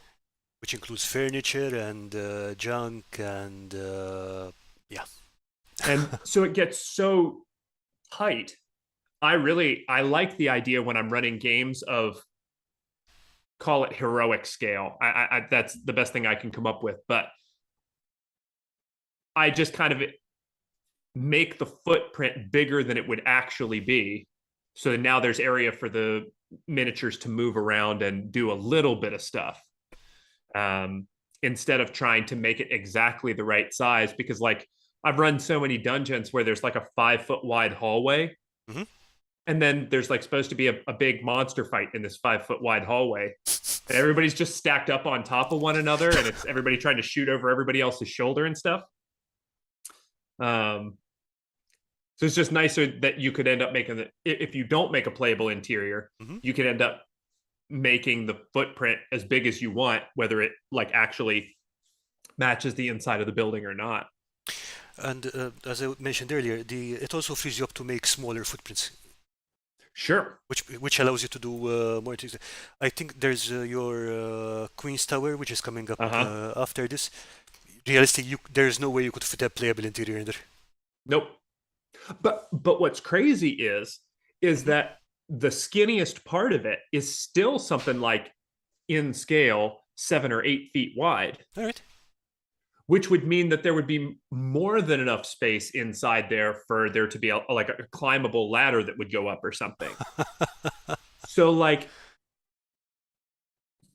that's kind of what I mean. The scale, you end up getting cool things that are to scale on the outside that would still be to scale on the inside, but then from a playable standpoint, it makes more sense to make it bigger. At least for the inside, you know. I like and this is I like this, and it's something that I always forget to do. That slight curvature on the roof. Major big time, and I'm in the exact same camp. I actually here's a fun little crafting tip that I found makes this better. Okay. So I always used to make my roof substructure out of foam. And what I found has actually been way better for getting that like natural curve Okay. is to make the roof substructure out of cardboard. All right. And specifically, not cardboard like the corrugated stuff, but like if you buy, Food because I have packaging, cereal box kind of thing. yes. And like, so this is a good example of it. Hang on. I don't know. So like this has that like natural curvature to it. Like it sinks down in here. Yes. Okay. And the whole reason that that happens is because that cereal packaging stuff can bend just that little subtle amount. Okay. Whereas when I was making it out of foam, I'd end up making it, a 1/4 inch thick or whatever it was, and then it wouldn't bend like that. Nice. So that might be something that like people out there are like, oh well, that's yeah, no duh. Yeah. I But mean, for me, that was yeah, a big change. that's a great idea. I mean, yeah. I usually do tend to make the substructure out of foam, but I don't make the whole thing solid. Yeah, So yeah, definitely. yeah. That's all of these are not solid. These are just it's foam core going the whole way up, and then there's just shims inside that Just make it a little bit to more keep it solid. Yeah. structurally sound. Yeah. Nice. But that's a brilliant idea. Thanks so much. Oh yeah, for sure. Um, Okay. And yeah, the texture of the stucco here is yeah, really, really, really turned out well. Although what's funny is if you go down to the first floor, right where you are, but down, I actually stuck. So here, okay, here's another fun crafting tip that I never get right. Is I when I use a new material, like this was the first time I ever used tile grout stucco. Okay. I did right by the door first, and I made it too watery, so you can see how smooth it is Yeah. compared to like other places. And I never remember start on the back of your building. I'm like, oh, everybody's eyes are going to go to the door. I've never used this crafting material before. I'm just going to do it right in the front where everybody looks. Uh, and I just need somebody to remind me to like be patient and start on the back so that you can get all the kinks worked out before you jump in and do it there. But then by the time you get up to that second floor where you were before, it's I had figured it out and was a lot less watery, and it ended up the texture came out so much better. Yeah, but then you could always say, of course it's by the front door, that's why it's better maintained and they take better care of it. Hey, there you go. I like it. I like it. Okay, jumping on next to the next one. Ah, here, the Queen's Tower. There it I is. really love this Yeah. one. This was such a happy accident, and I am so into this piece. Um, it was I was at like the local like big box craft store, Okay. and I was standing in line ready to check out, and I looked over my shoulder to where they had like the clearance rack, and then I saw this from a distance, and it didn't even register in my head that it was a like chess piece. I was just like, is that a fantasy tower? And then I walk over to it, and here it's a giant chess piece. Um, and I was like, oh, done, bought. I'm gonna make so much stuff out of it. And then yeah, and then it ended up turning out, which was also interesting because I think this might be the first time I've ever, I guess, additive crafting would be the best term I can come up for it for it, but it was the substructure was already done, Mhm.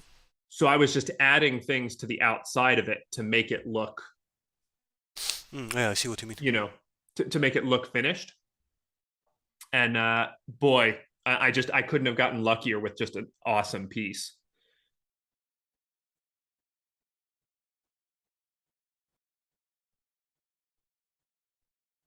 Still, that's a lot of bricks over there. Yep, yep. This one didn't feel so bad, honestly. I remember the bricks weren't the issue; it was those arches in the upper part. Top level, yeah. Yeah, yeah. The arches were the thing that really gave me the most trouble Why because is I that? wanted to get them right.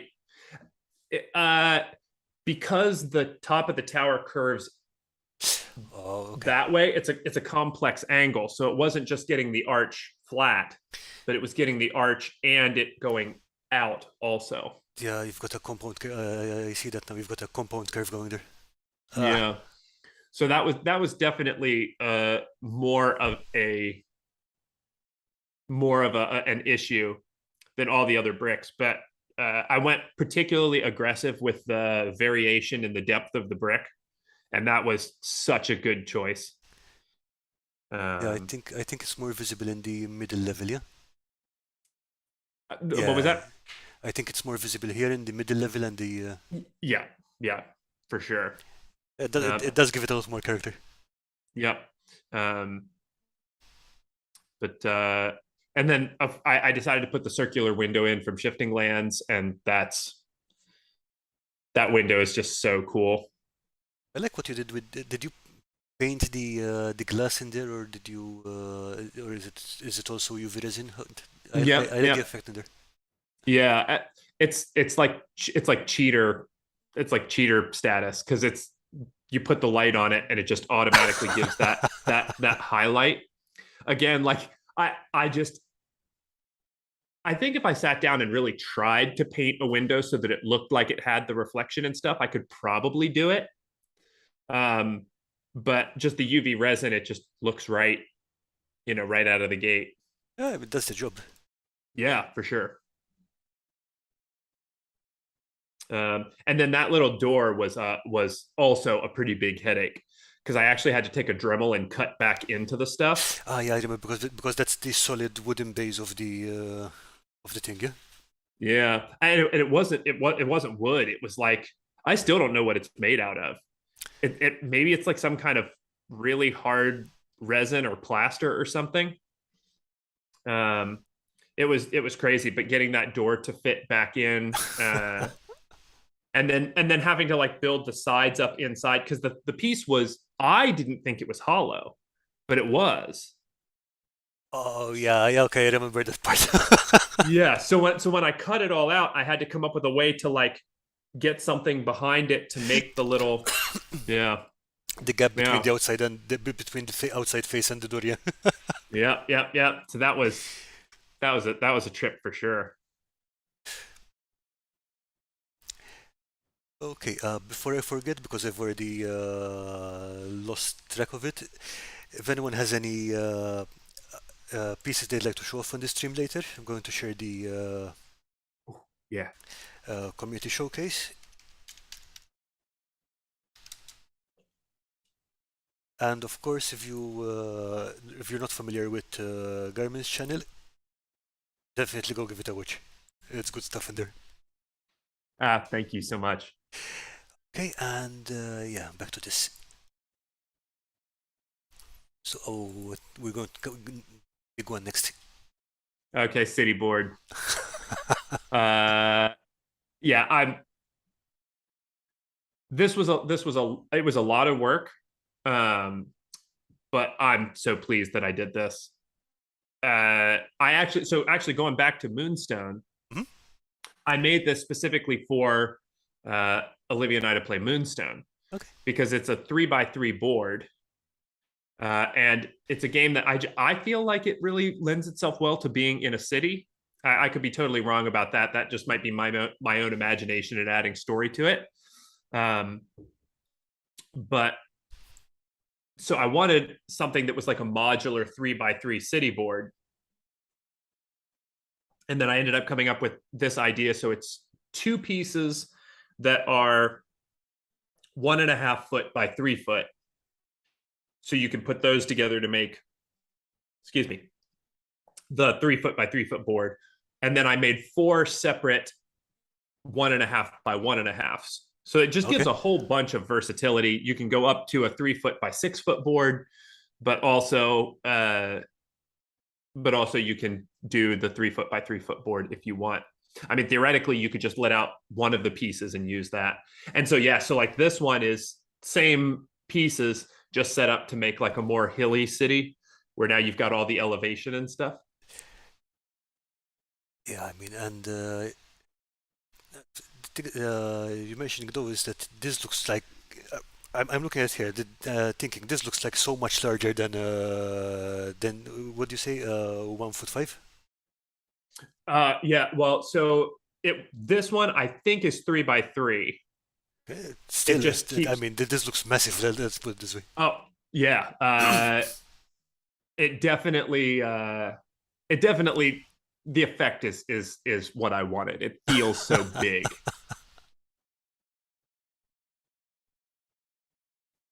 And yeah, we think we have more shots of this. Ah, here we go. This is same scene from a different angle, yeah? Yep, yep. I think it looks a little bit. The picture before definitely made it look a little bigger. I think this looks a little bit more manageable. Um, but yeah,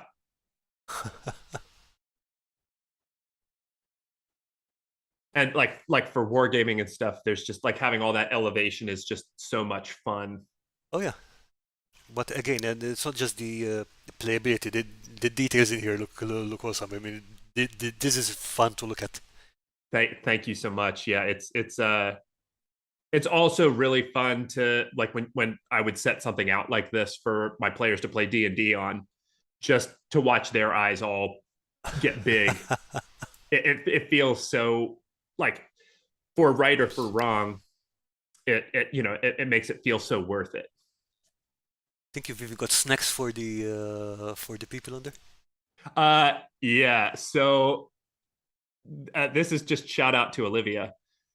She I actually have a video that's going to come out that we actually were down visiting one of my best friends at his place. So we went to his local game store and we bought a whole bunch of miniatures. And the video is just, I'm so excited about the miniatures that we got that I was like, I just want to show all of the stuff off. And specifically, there's a bunch of models in that group that are just so Olivia in the style of model. And it's hilarious, but she loves painting these little bits of food. All right. And it's like, we'll buy a set of something.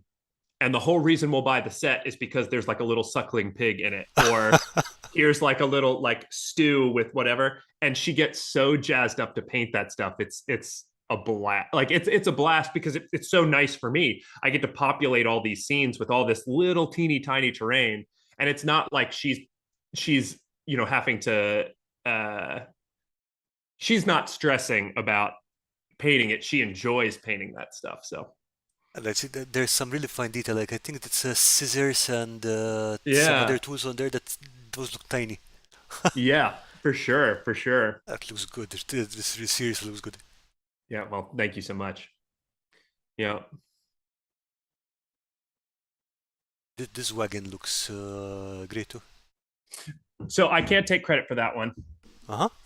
That's one that I got right from I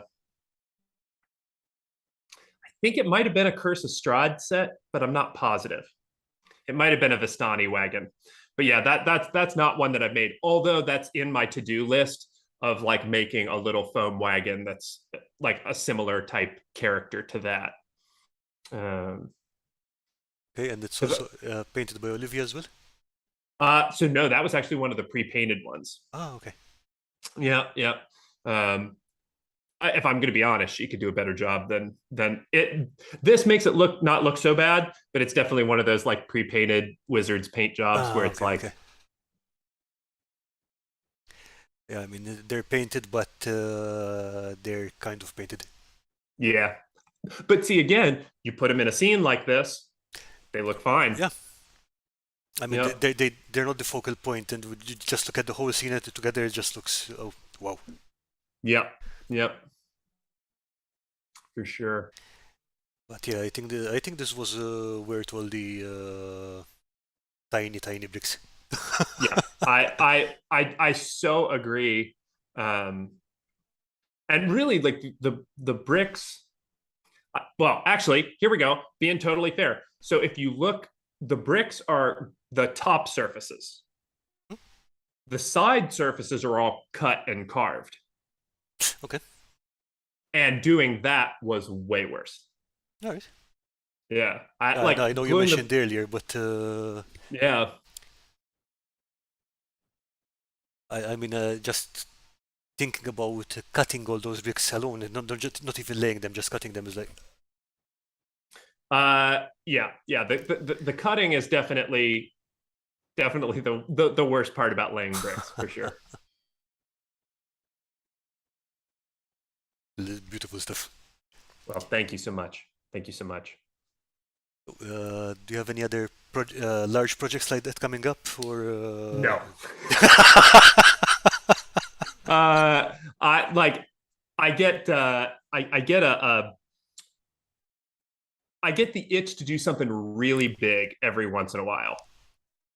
And then when I do that, I'll make something big. And then I'm like, oh yeah, this is why I don't make big stuff. And I go back to making uh actually I'll show you.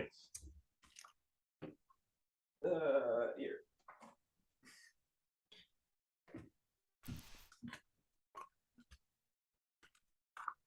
Like literally the week I finished the big city board, I made this little like teeny tiny hang on, signpost, let's see if we and it can was hang on, zoom, can zoom it in a little. Parlor, P plus W, but all right, so this is all locations in my all right. in my D&D world, but I made this little signpost because I was like, I need to make something manageable and get it done really fast. just because those big huge boards just, ooh, they take so much. Yeah, for sure. So Tina is saying, I love laying bricks. That looks so fabulous. I love making big Thank you so things. much. Yeah. When Tina says making big things, she's saying like all of Hogwarts. Yeah. Yeah, she does that. I don't know if, Tina, have you posted any work in progress in the channel?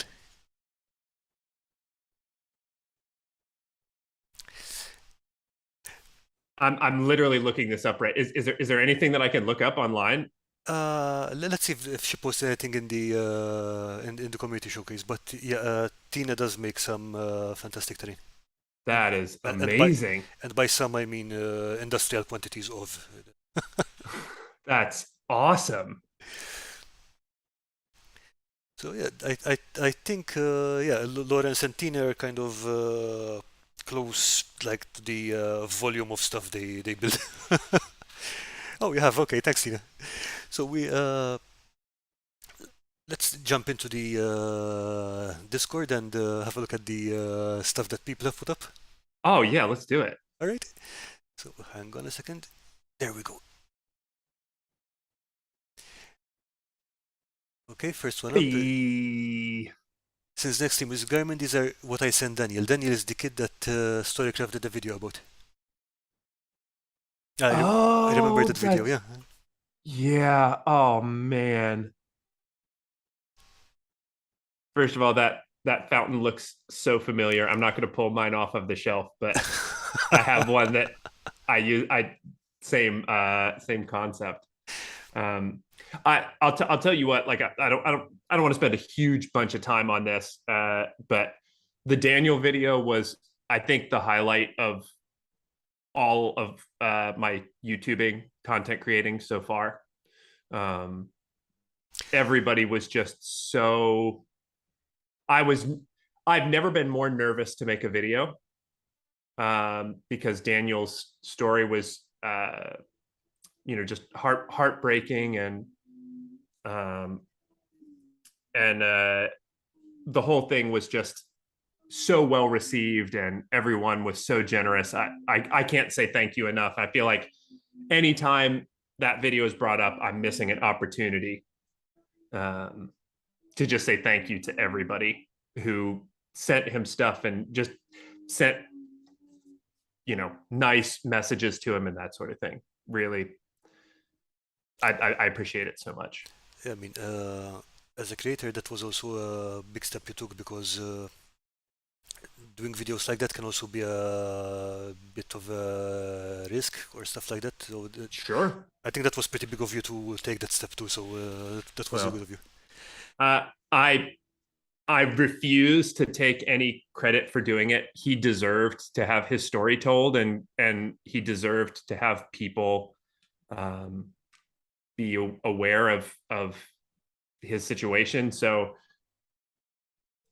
I was in the position to do it. So he deserved me to at least try, and it seemed to, like I said, it could have flopped, and that would have just been pretty devastating. That was definitely what I was nervous about. But anyway, I didn't want to spend a whole bunch of time on it, but that's just my eternal thanks for everybody. And anyway, back to the craft. Um, uh, the that Hag's Hut is awesome. Also, like I super love the shingles. Yeah, they're really good, aren't they? Um, I assume that's textured foam. I would imagine so. Lawrence, can you confirm that textured foam? That's textured foam. Sorry. He did say that this is a Black Magic Craft fountain. Yep. Uh huh. Yep. Yep. And that's his. I think that's his Hag's Hut also. I believe so. Yeah. Black Magic Craft is kind of not let's not put in terms of responsible, but I think there would be far, far, far fewer crafters if it hadn't been for him. Um, it's one of those things where early on in the channel, I quoted him in almost everything that I did, And it was funny. There was somebody who was like almost upset with me for mentioning him as much as I did. And it was one of those things where I was like, I'm really sorry. I'm not going to stop shouting this dude out. I don't know if he has to be aware, right, of how much of an impact he's made on this community. He's got to. I think I hope so. Let's put it that way. Yeah, I mean, it's one of those things where you hit a certain point where you got to be like, you know, Yeah, but I mean, eh, eh, I'm pretty sure dimensions keep coming up like ping, ping, ping, ping, ping. But yeah, unless you block them, I guess. sure, sure. But Uh, yeah, if he isn't, I really hope someone tells him about that. yep, for sure. Um, those look so good too. I like the spot coloring of the blocks because it seems to be just the right amount so that it pulls your eye constantly around the pillars, Hmm? but it's not so much that it looks like it's like rainbow colored, you know? That's a balance that I find it really hard for me to, what's the appropriate amount. You do too many, it looks like it's rainbow spotted. But if you do the right amount, it looks just perfect. And I really like the balance here. Okay, 1 second. Ah, there we go. So, Lawrence is saying yes, he uses XPS almost exclusively. And the columns were done after several complex builds, and he needed something simple. Yep. Alright, and Tina's asking, I did miss that. Is the video still online? And can we still do something for him? I'm going to link the video in the chat right now, okay? Thank you so much. Hey, Leif! This week, we're going to be talking about why Hey! this little farmhouse is How are you doing, sir? Just popping in for a quick hello. Hello! Thank you so much for letting me rip you off, and sorry for pronouncing your name incorrectly. Yeah, we had Leif over a few weeks ago. It was blast of a time. So it's not a rip-off. I mean, yeah. But to be fair, you have less bricks than he does. Yeah. You'll have to make up for that somehow. Somehow, I'll try. Okay, so Lawrence Davies, this is his basement display. Love. Oh, those trees are awesome.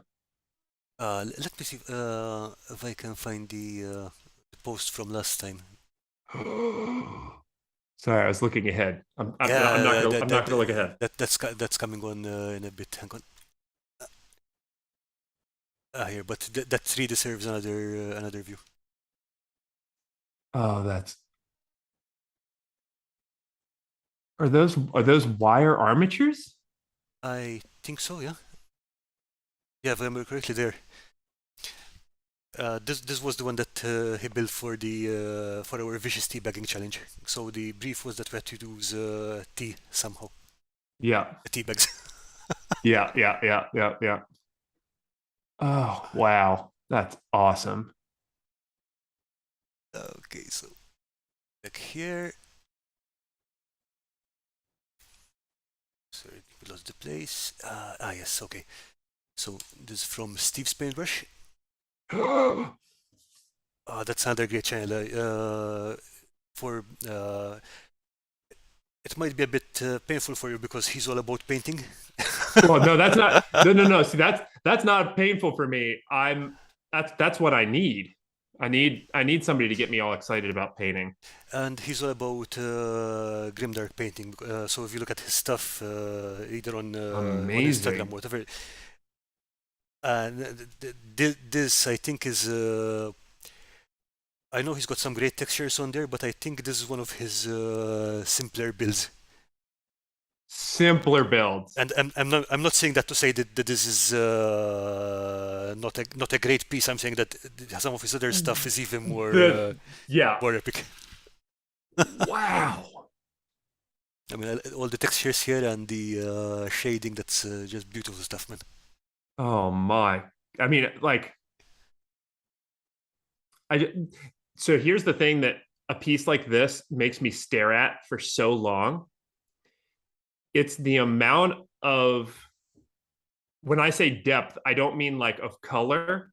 I mean like if you look at the, actually, can you zoom back in on there's like the diagonal piece to the, yeah. Here, yeah. So yeah, so you've got the two like super bright pieces that are right out in your face in like where the circle is, right? Then you've got the diagonal piece. Then you've got the vertical pieces. Then you've got the horizontal piece. Then you've got another, like the braced pieces back behind. So your eye just keeps falling into the piece. Into the piece, yeah, that's literal depth. And that's like, that's just so spectacular. Yeah, and there's other stuff, like for example, you start once you start wondering about the piece, you're just going to keep picking up details. Yeah. I Yeah. mean, that's, go ahead. No, sorry, I was saying that this is definitely kind of thing, something that you use as terrain if you want to draw focus. That literally you just don't want people to look anywhere else on the table, just want to look at this spot. Yeah. I mean, 100%. What a gorgeous piece. Yep, exactly. Okay, we've got some stuff from Stefan and Liam from Chimera Wargaming. We have the Beast, which is this siege engine they made. Oh, that's cool. So when I started making the reaction videos to the foam modeling craft thing, my number one issue, because I suggested, Olivia and I talked about it before I made the first one. I was like, if I make this, is this going to be something that people are going to watch? And my number one worry, and it's still my worry, when I look at people making amazing stuff like this, I'm like the least articulate person about why it's cool. I just sit and go, that's amazing. Because like I can't, it's just, it's, there's nothing for me to say other than just me drooling a little bit. Yeah, I mean, let's put it this way: the foam modeling workshop is there are some people there who are on a different level entirely. Yeah, 100%. I know there are some professional foam carvers in there as well. People who do stuff like for advertising, or not many of them, but there are a couple of them for advertising or props or stuff like that. Yeah. But you can tell they're one of the weird things about that group is sometimes I'm scrolling to Facebook and I see a post from there. I don't notice that's from that group, and oh, where's that? Yeah. Yeah. But like this is, to me, this is the same thing, right? Like look at the wood texture on the post that's like the chains wrapped around. I think there's even some more detail if we zoom forward. Let's see. Oh, here. I think he's got the. Oh my gosh! The rust and the corrosion on the from the chain on the wood and stuff. That's that's a really cool detail. Oh my gosh!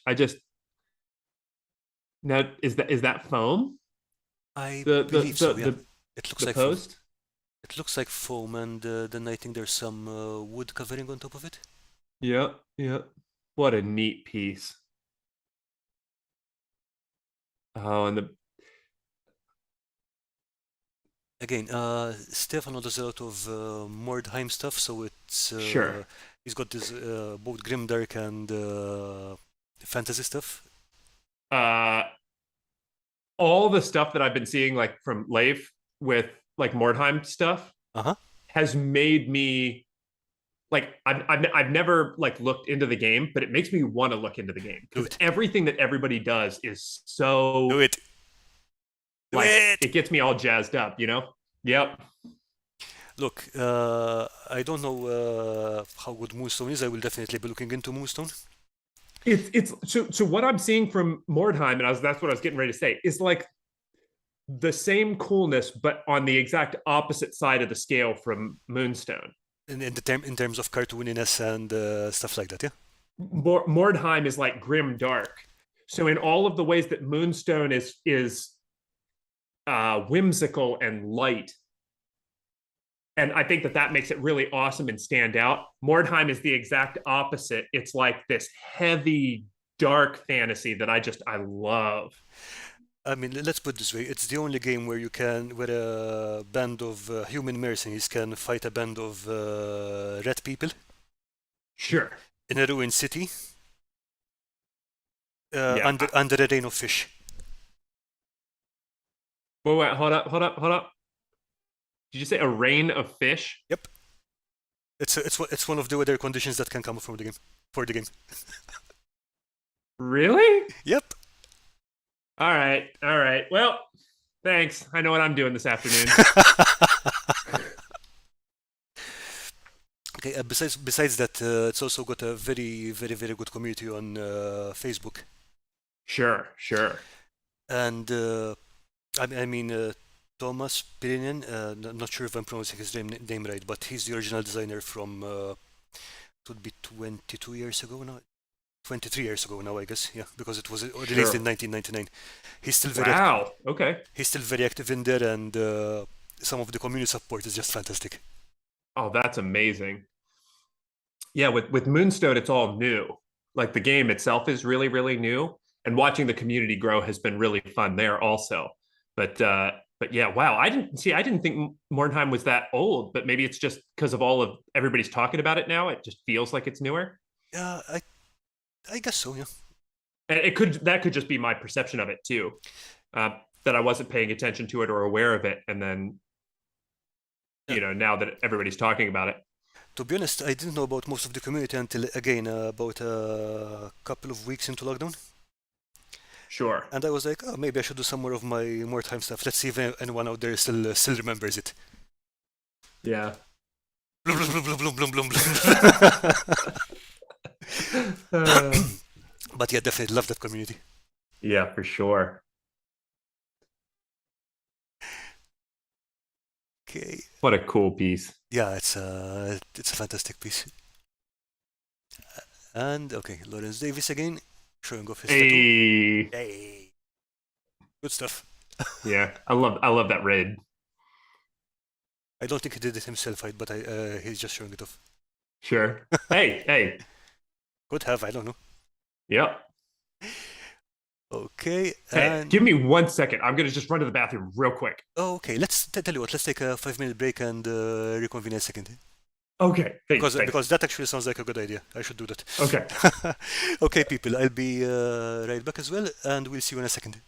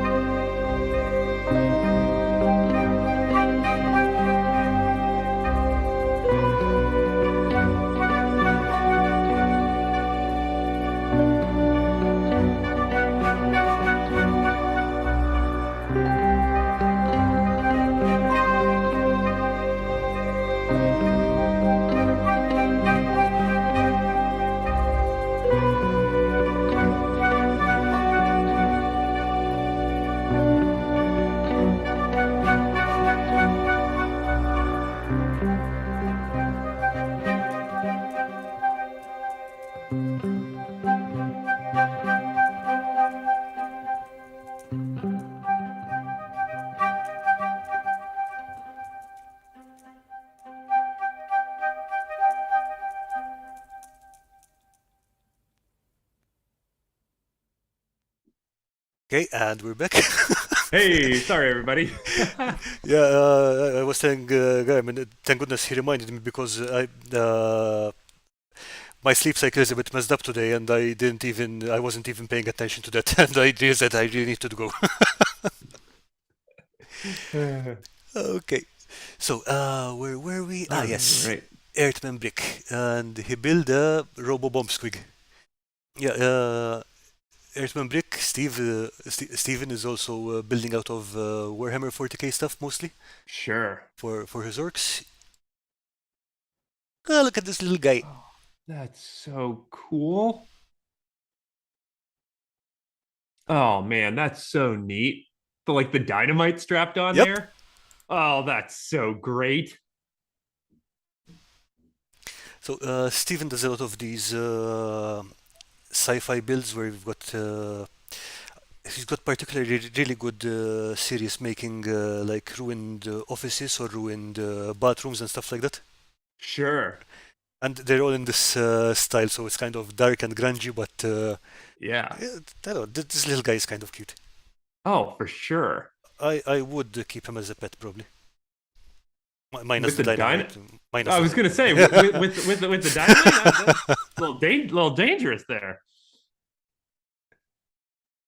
Little teeth are so cute. No, the funny thing is that many of his designs are have so much character Yeah.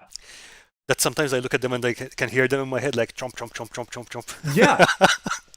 That's to me, that's you're doing it right. Like that's you've made it, in my opinion. As soon as like someone describes your crafts as I can hear them, like that's to me, that's the level where I'm like, all right, I'm not getting any better. I've done it. I quit. That's the end of it. Because that's really true. I can hear the sound that this thing makes. I also really like I don't know, I don't know what the right way to say it is, but like this paint style, I really like and I'm very jealous of because I'm trying to think of the right way to say it. So like when you're a kid, you get a coloring book Hmm. and people are like, color in the lines. Okay, I got that. Like I feel like I am capable of coloring in the lines, but real artists, people who really know what they're doing, know how to color outside the lines and make it look really good. Yes. And this is a perfect example to me of coloring outside the lines in a way that feels so like tangible. Yeah, I mean, like look at the part in the center, for example. That does look like grungy rust. That's real good. Yep. Yep. At the same And time, like, the grenade, for example, look if you look at the wood, that does look like varnished wood and whatever. So yeah, that's for sure. yeah, and it's all of the colors kind of you can kind of blur your eyes a little bit and all the colors blur together. But then as you focus, they all look right. Yeah, And that's how it is in that's how it is in real life, you know? Really, really, really neat little piece. yeah. There's a kind of painting style called the Blanchitsu, which is mostly Yeah. based on John Blanche's art style for the old Warhammer 40k. We're talking second edition. That's what Jeremy's doing a whole bunch of now, I right? think so, yeah. But I think both Jeremy and I think Steven started from the general neighborhood, if not from the same place, and definitely grew it in his own thing. Yeah, I mean, so neat. Okay. Paint style is slapdash. It's a combination of oil paints and house paint. Uh I'm also like trying to compartmentalize the pretty pleased. I got this built in a day. Well, it's not just that. I mean, like, again, let me find So the deadline for the teabag challenge was a Oh, couple of Sundays ago, I think. Where did it go? Uh, let's see. Stephen, do you still have photos of the teabag challenge? The little guy you built?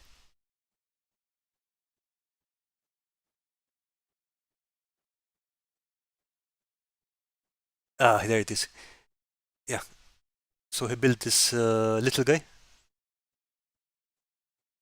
which is basically some kind of thingy coming out of a teacup. yeah, yeah. It's like a little like teabag monster. Yeah, and the funniest thing is that he showed up to this stream. Yeah, Yeah. I'm just going to build it now. So he built that over the course of a couple of less than an hour, I think. I mean, I don't feel attacked. I'm not. Oh yeah, I mean, I'm all right. I'm all right. I promise. I mean, let's be honest. I mean, I didn't even finish my piece for that build, so Uh, like maybe that's why I'm not like super confident calling myself like a creative person when it comes to crafting uh-huh. because people are doing this stuff. And for me, I'm just like, yeah, I glued some wooden pieces onto a house and stuck with it. I'm not making little like dynamite robots and teacup monsters. Jeez. Okay, moving on. I see two interesting people in the background. Yeah. Oh my gosh, that's a blurred out version of my face, I think, which Yeah. is the right call, by the way. Okay, so this is an honorary kind of thing which Dungeon Matron is building for the Finish Him challenge. I talked about it earlier. Oh yeah.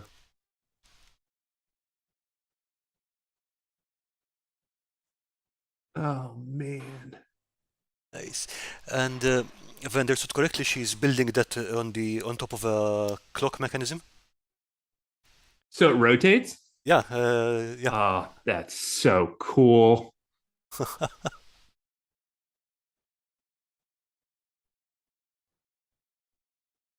This is really looking good, Dungeon Matron. Yeah, yeah. What's the clock mechanism? Is that like a pre-existing piece or is that something that was like carved? This stuff on here, Uh-huh. I'm guessing that's something she built up because That's yeah. so neat. Okay. Uh, what did you make that plate under the gears from, Lisa? It does look really interesting.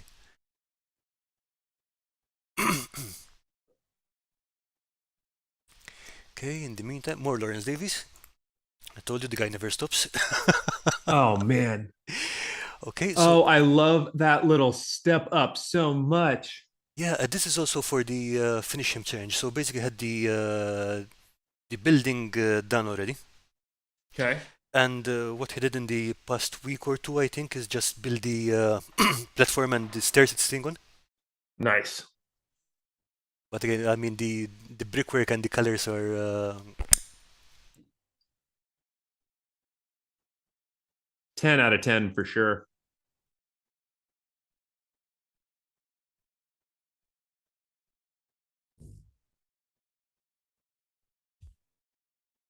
Oh, I love the little half dome or half circle window. the basement window, yeah. Yeah, love that. Love that.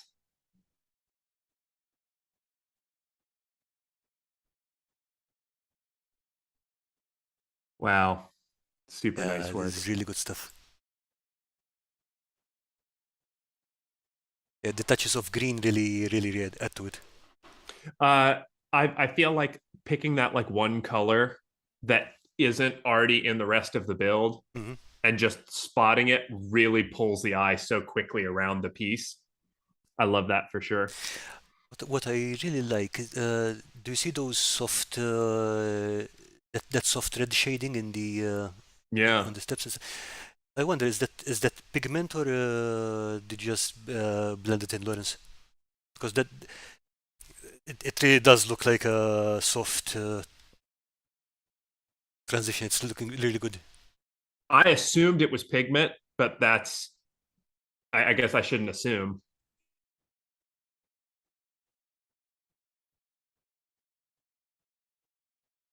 Okay. In the meantime, Lisa said, okay, that's a pre-existing clock face that I defaced. I mean, it looks so great. Really, really good. Okay, moving. Uh, Steven, don't tell me you built this while you were watching the stream.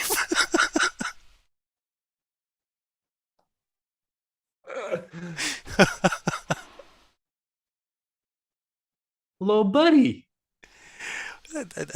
Those white splashes on top, it really looks like something that's been really through all sorts of mud and dirt and stuff.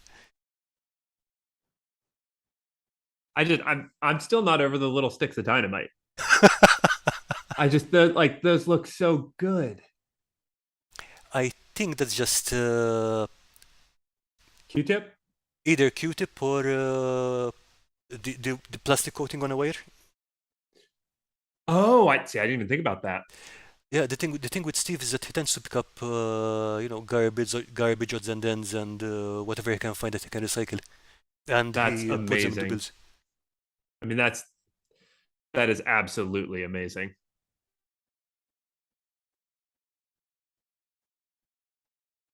That's awesome.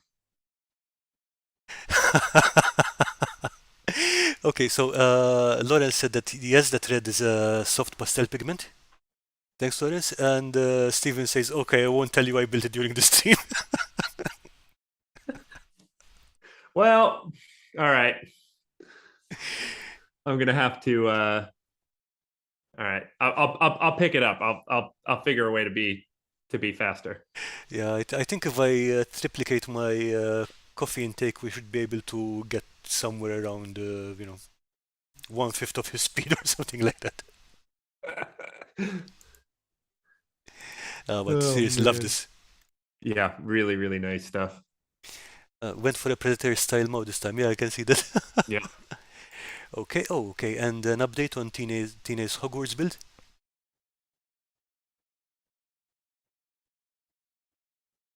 Now those bricks look carved. They are carved, yes. Well, somebody's got to do it. Oh, Oh, this looks good. oh, big time. That's literally what I was looking at. Oh, Oh, whoa. wow. That's so amazing. It is. I can't wait to see this finished. And uh, the stuff that is resting on the white foam, I think that's going to be the rock face. Yeah, yeah. So the thing is huge. Uh, what's the footprint? How large is it, Tina? More or less. Yeah, does not have to be down to the millimeter. Okay, Lawrence Davis says, I drink enough coffee that it will show up on a drug test.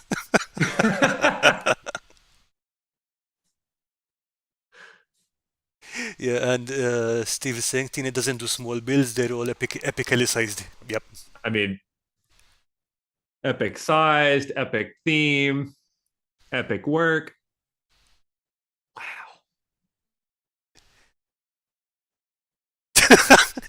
Okay, Cross, knowing Tina, the staircase is inside, probably really move.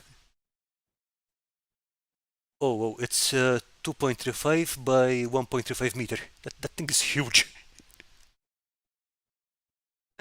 I think that's with all the rocks and the surrounding stuff. Wow. That's big. I mean, that's amazing. Really, really neat. Yeah, we can't wait to see more of this. 100%.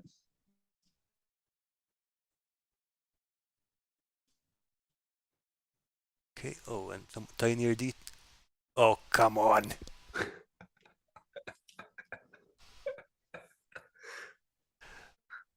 Okay, Oh man. I think that's a 3D printed window on the inside. I think Tina will correct us if I'm wrong, and possibly and I think that's one of the plastic inserts for the stained glass. I think that shifting lens makes those. Nice. Yeah, I was very dangerously afraid that this was going to be painted into that window. And then I was going to have to just leave the stream and just quit. Yeah, I mean, if that was painted, I just go stop, put it on hold again, and just go cry in a corner for a few minutes. Yep. So I'm good. I'm good. I don't need the tear break. I don't need the tear break. We're okay.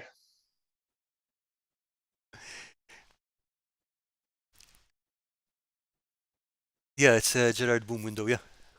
Yeah. The brickwork looks really, really, really good as well, Oh yeah. particularly around that frame.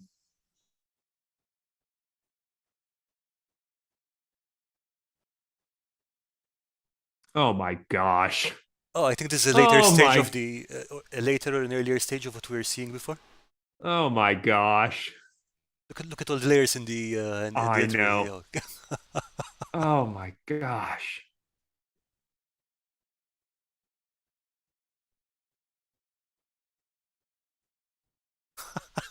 And the windows down along the bottom edge there. uh-huh.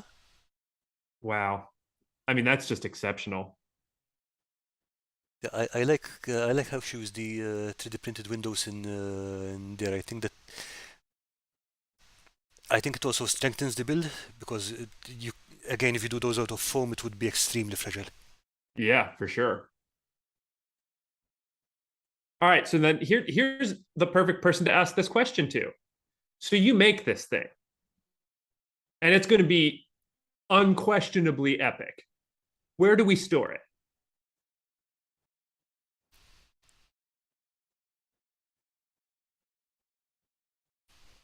So Tina, how do you plan to store this? Is it just going to be like a permanent display or something like that?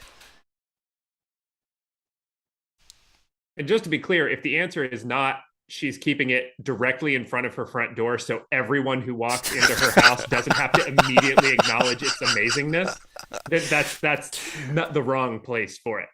Okay, she does have other pieces of terrain which she built specifically to place outside of her front door so that everyone who passes through will acknowledge it. But uh, I know that she's also built some other pieces of terrain that she can hang on her wall. That's nice. Okay, so that they're out of the way, but they're still big chunky beasts. Yeah, Yeah, but this one, for example, I don't see this one hanging on a wall because it's the volume of it is sure. well. She says it's going to be stored in a house from a friend. I mean, Yeah, amazing. but yeah, this is some studio level stuff. This is 100%. okay. She's building it for a friend. That's that friend better know what they're getting. Yeah, I hope so. Yeah. So neat. Wow. Okay. And here's some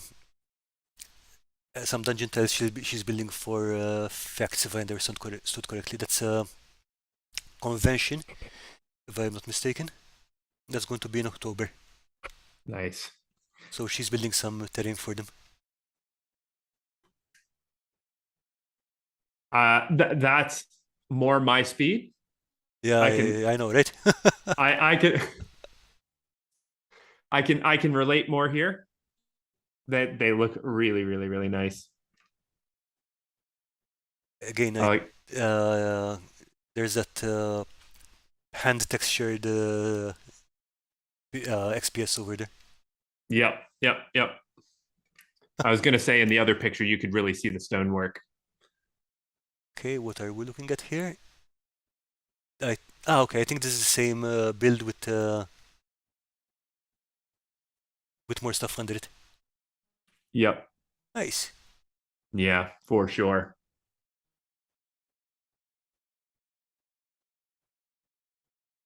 And oh, okay. Here's Cross's modular table. All right. Ignore the sound of me throwing mine away. Wow. One thing I really liked about this in particular, this set in particular, is that all those sections are containers. No way, really? Oh yeah, I mean he's got a range of videos about this build. So basically, the large parts, the large boxes, are literal boxes, so he can pop off the lid and store the rest of the terrain inside them. And I thought That's that's a genius idea. that's big brain. That's big brain stuff right there. Wow. That's so neat. I actually really like the thing that jumps out to me is those. Wow, you are doing a really good job of every time I'm looking at something, you like have already intuited it and pulled it up. That's like super impressive. The little like railings, yeah, they're simple, but I really like the way that they look. They get wish I could say exactly why I think that they're so eye catching, but they really are. Well, they do stand out, and there's enough in there that you can say, oh, okay, there's a railing there, and there's a pit. It's an interesting. It's an. I don't think it's the railings themselves that stand out. I think it's the way that they define an architectural feature. Sure. That makes sense. And the railings themselves are very simple, but they do all the work they need to do, Yeah. which is And very good design.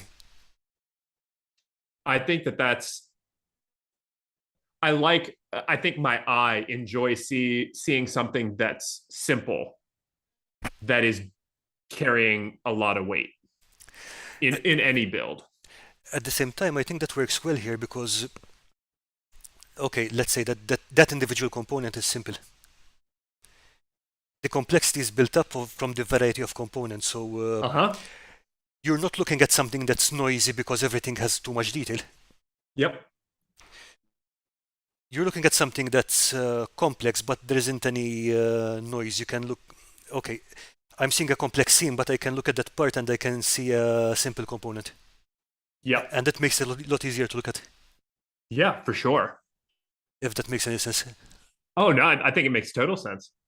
Yeah. Wow, what a nice piece.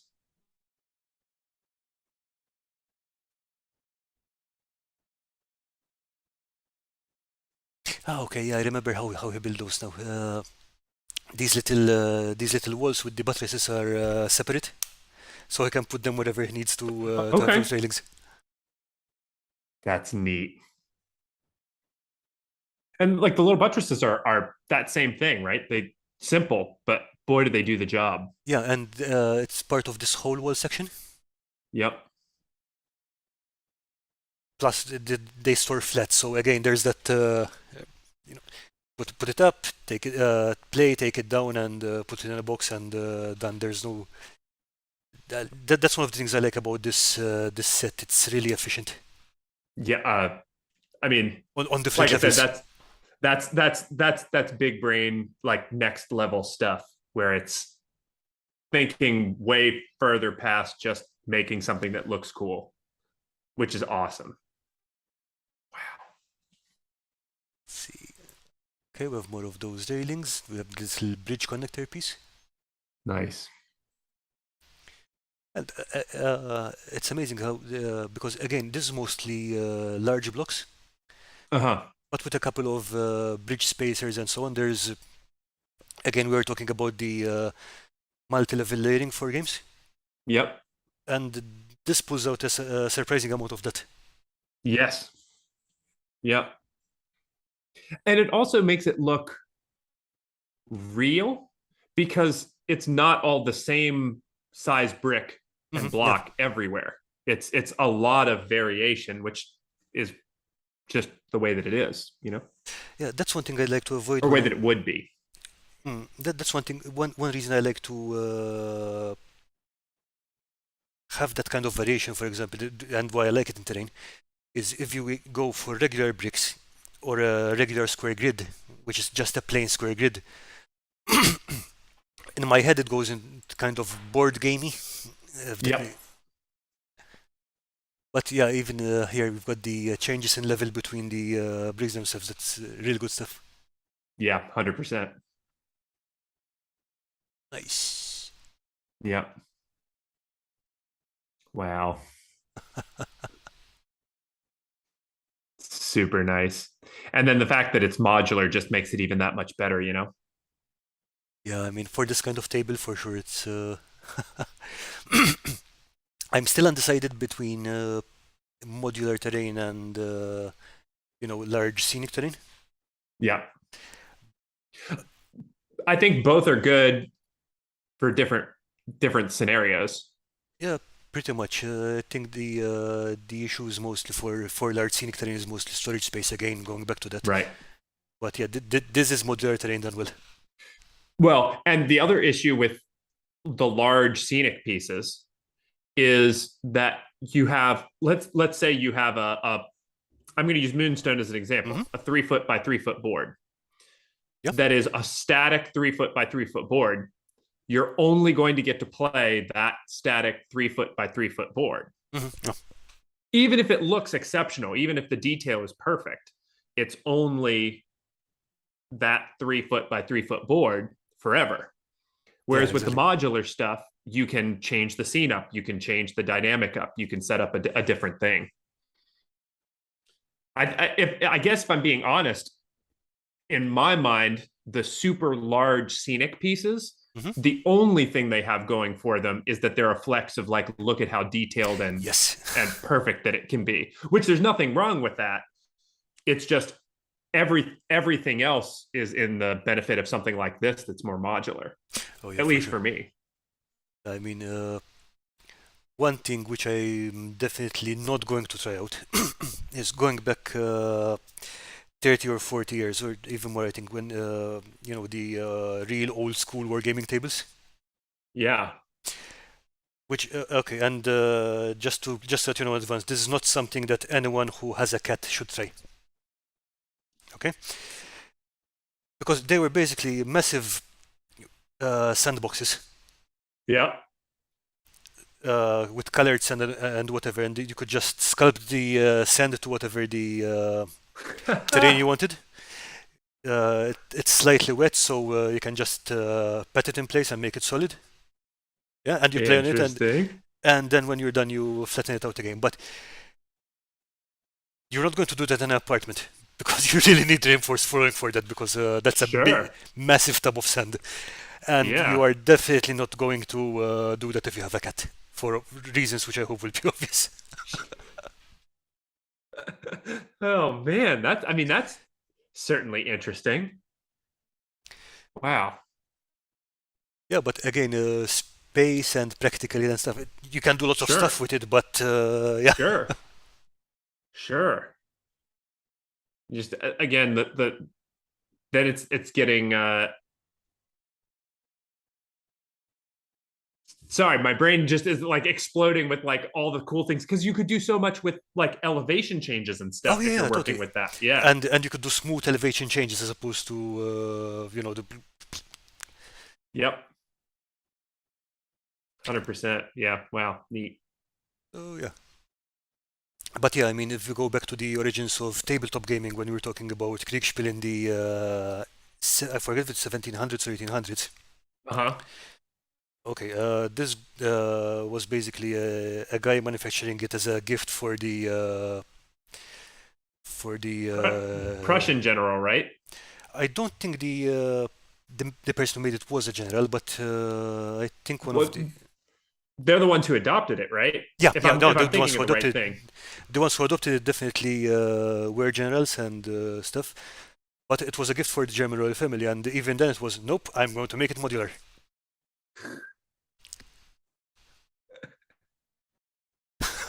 Yeah, I like one of my favorite videos that I've watched about specifically Dungeons and Dragons Hmm. is Matt Koval did a video forever ago where he was talking about specifically the like origins of wargaming Hmm. and how because that game had like a ref, it had to because the two people who played it would sit in like opposite rooms, right? Yeah. If I have that correct, and so they wanted the game to be exciting and interesting. So you couldn't leave it to RNG. You had to keep it interesting. So there's like recorded examples of the refs, even like in the 1700s, not doing letting the dice make all the decisions and like changing on the fly, improvising a ruling that makes the dice not matter because it Yes. kept the drama of the game up. Yes. Plus, the great thing about having a referee was that the players did not talk to the referee. Yeah. Okay, they had to write down their instructions if they were sending them to their officers. Sure. Oh, interesting. Okay, so if the referee looks at it and say, "Okay, this is ambiguous and does not make sense," I'm going to do It the worst was thing possible. uh and well, because that's I mean that you want to talk about realistically Yeah, using yeah, exactly. wargaming to help run battles. Yeah, Yeah. you give an unclear order, you're asking for trouble. Sorry. Yeah. Yeah, and then there's another series of videos. I forgot the channel, but it was about the U.S. Navy's War College, Okay. and especially around. I think it was before they computerized everything. They've got Okay. this fantastic system because this would be used for training exercises for officers Interesting. because it's a lot cheaper than getting actual ships and doing exercise on Sure. ships. Yeah, so most of the training is Sure. done on a wargaming table. But Oh, that's amazing. same thing. So they had a whole building for this, and it was beautiful because you've got these pneumatic tubes for the again sending instructions to the referee and stuff. But the whole building and it's fantastic. Yeah, I mean that's the implications are just so neat Oh of yeah, like how totally. how how wide stretched it can go. And I think that that's like one of the things that's so nice about me being such a big like role playing game fan. Like I think we're just now starting to see like what the long term implications can be of tabletop role playing games. Yeah. Um, you know, seeing the idea of like you know Critical Role getting an animated series that's now on Amazon from a D&D campaign, right? Yeah. Like to see what in 10 years that's going to look like, I think is going to be really amazing. Well, personally, I think the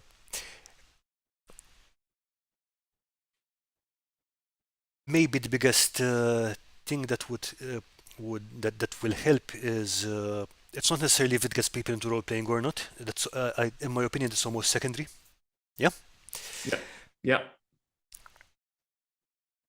I think one of them is the greater acceptance of that kind of fiction as entertainment, because there was a period of time where you know, can you name any good fantasy movies that were released in the 90s? Sure. Yeah, that's one. And second, I think it's something that encourages people to be more creative, whether they're playing creatively or whether they're actually Yep. crafting stuff. Because Yeah. because again, if you look at the 90s, 2000s, it was mostly okay. What do kids do? They play sports or they play video games. Yep. And I'm not talking video games because I love video games. I probably Yeah. uh, I don't play many video games right now, but let's put it this way. I was still playing Skyrim this year, and that was out in 2011, if I remember correctly. Preach, brother. But it's mostly a consumer exercise. Yeah. Yeah. Yeah. So, as far as I'm concerned, anything that puts creativity back on the map is a good thing. It's so funny because that was the big thing when like the pandemic happened and all of my D&D games ended. The only thing that was available for that to kind of fill that space was video games. Yeah. And I didn't realize how much playing D&D with my friends at the table had made video games not as fun as they were when I was younger, because I lost that human connection of being with people at the table. Yeah, and again, I remember, I don't know how old you are, but I guess you remember the old, when multiplayer was two people sitting in the same room with Yeah. controllers. Yep. And again, that anything that gets you with people, I think feels so. It's maybe the thing that I like the least about crafting is that I do a lot of my crafting solo, and I'm kind of by myself when I do it. And I wish I maybe that's something that I can tap into a little better, maybe even through the channel. I don't know, but doing like live streams where I can hang out with people while I craft. Live streams, or for example, Dungeon Matron does crafting hangouts. Nice. Net One Videos is doing crafting hangouts soon now, so whatever. Nice. Pick one or both and join. They're both lots of fun. They're great people. For sure. Oh, for sure. What I can tell you from personal experience though is it depends out on the kind of craft I wear, because like I think I mentioned it before the stream. I can craft, or I can talk to people. I cannot do both at the same time. Yeah. And realistically, I mean, I join both these hangouts, and I just hang there and chill, because I just Sure. enjoy the company. Sure. And Sure. again, okay, I'm enjoying the company of people who I can talk to about crafting and stuff like that. Sure. Sure. But again, different people get different value out of that. So Of course. Of course. okay, now speaking of, I'm sorry, I'm just going to have to hurt us both again. Okay. All right. Tina posted another picture of her Hogwarts build. Oh man.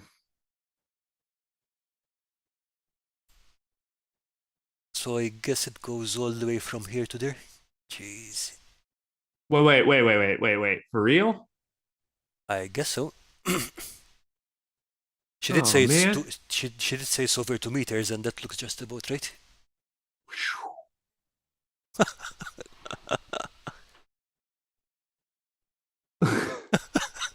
I mean, that's Yeah, I think I'm going to have to take some recovery time after seeing this picture. yeah. Just I'm gonna go ahead and set everybody's expectations. That's never happening on Storycraft Society. You can just go ahead, and if you expect that to happen, we'll go ahead and Okay, we've got some more. This is from Dungeon Matron's holiday build. The Halloween build, sorry.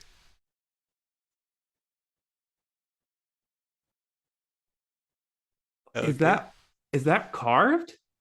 I'm not sure. What is it, Lisa? I'm pretty sure it's some kind. It's either some kind of plastic brain, I'm guessing, with some LEDs inside. I mean, it looks immediately like I thought.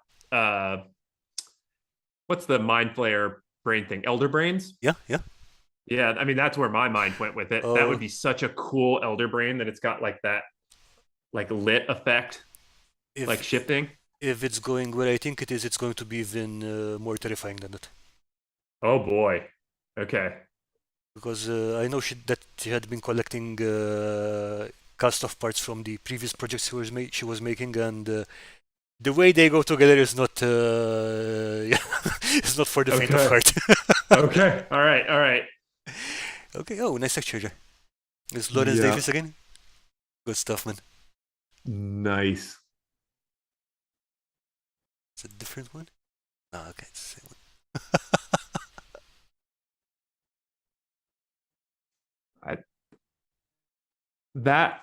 See that all that carved detail is just so. I imagine it's combination pencil and tinfoil. The ones down here look like tinfoil. The others are definitely pencil or pen, either way. Yeah, the thing about this, for example, I could totally see myself sitting here watching the stream and just doodling, and you wouldn't even notice that happening. Yeah. But yeah, if you want to do detailed brickwork and stuff, then and you have to pay attention, that's going to be crazy. Sure. Okay, Dungeon Matron says it's a foam brain. Is that something you carved or is it a store piece? Because it really looks, there's some really good detail in there. Really nice.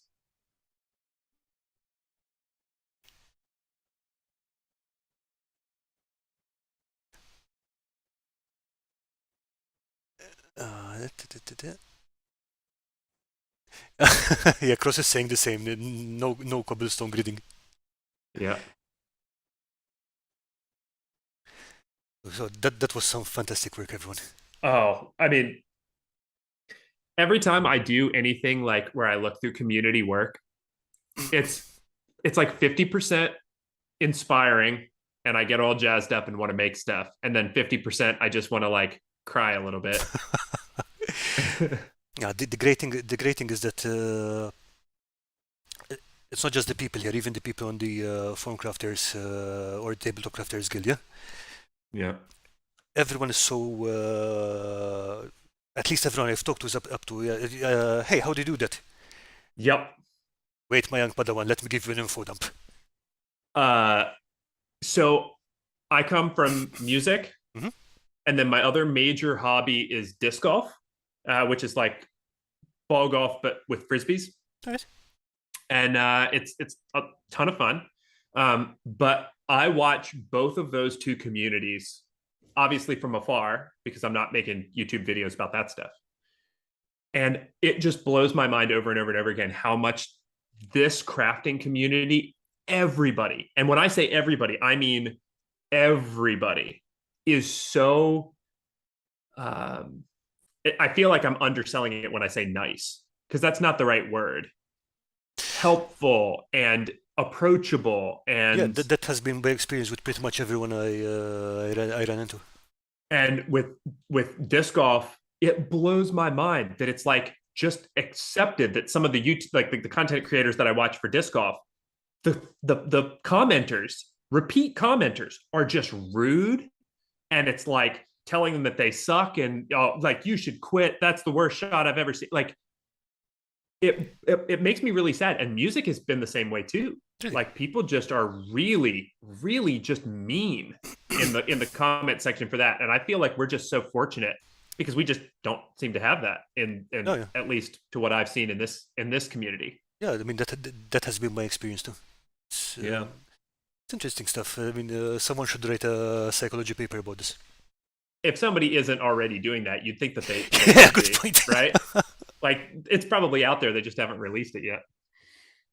Yeah, the minds of crafters at Yeah. 300, sorry, at 3,000 page thesis. Yeah. And like, see, again, another thing that I would love to have a conversation is like XP to level 3 or Ginny D, some of the like D&D Yeah. content creators. I wonder if they would say the same thing. Because I wonder if like now that D&D is starting to get more air quotes mainstream, like would a wargaming content creator say that the wargaming community is as friendly and approachable as the crafting community is? I have a hard. From what I can say, I can already tell you that the okay, let's slice it up. The Games Workshop gaming community has both ends. Sure. Uh, I mean, I know some very open groups of, so, like I said, for example, the Mordheim group is a technically Games Workshop group, even if it's no longer supported. But again, Sure. as soon as they see someone new, welcome! Here, have all the knowledge. Yeah. What else can we help you with? Yeah. Other groups which I think are more tournament oriented, possibly more competition oriented, I think that's where the fighting happens. It's fighting, whatever. Sure.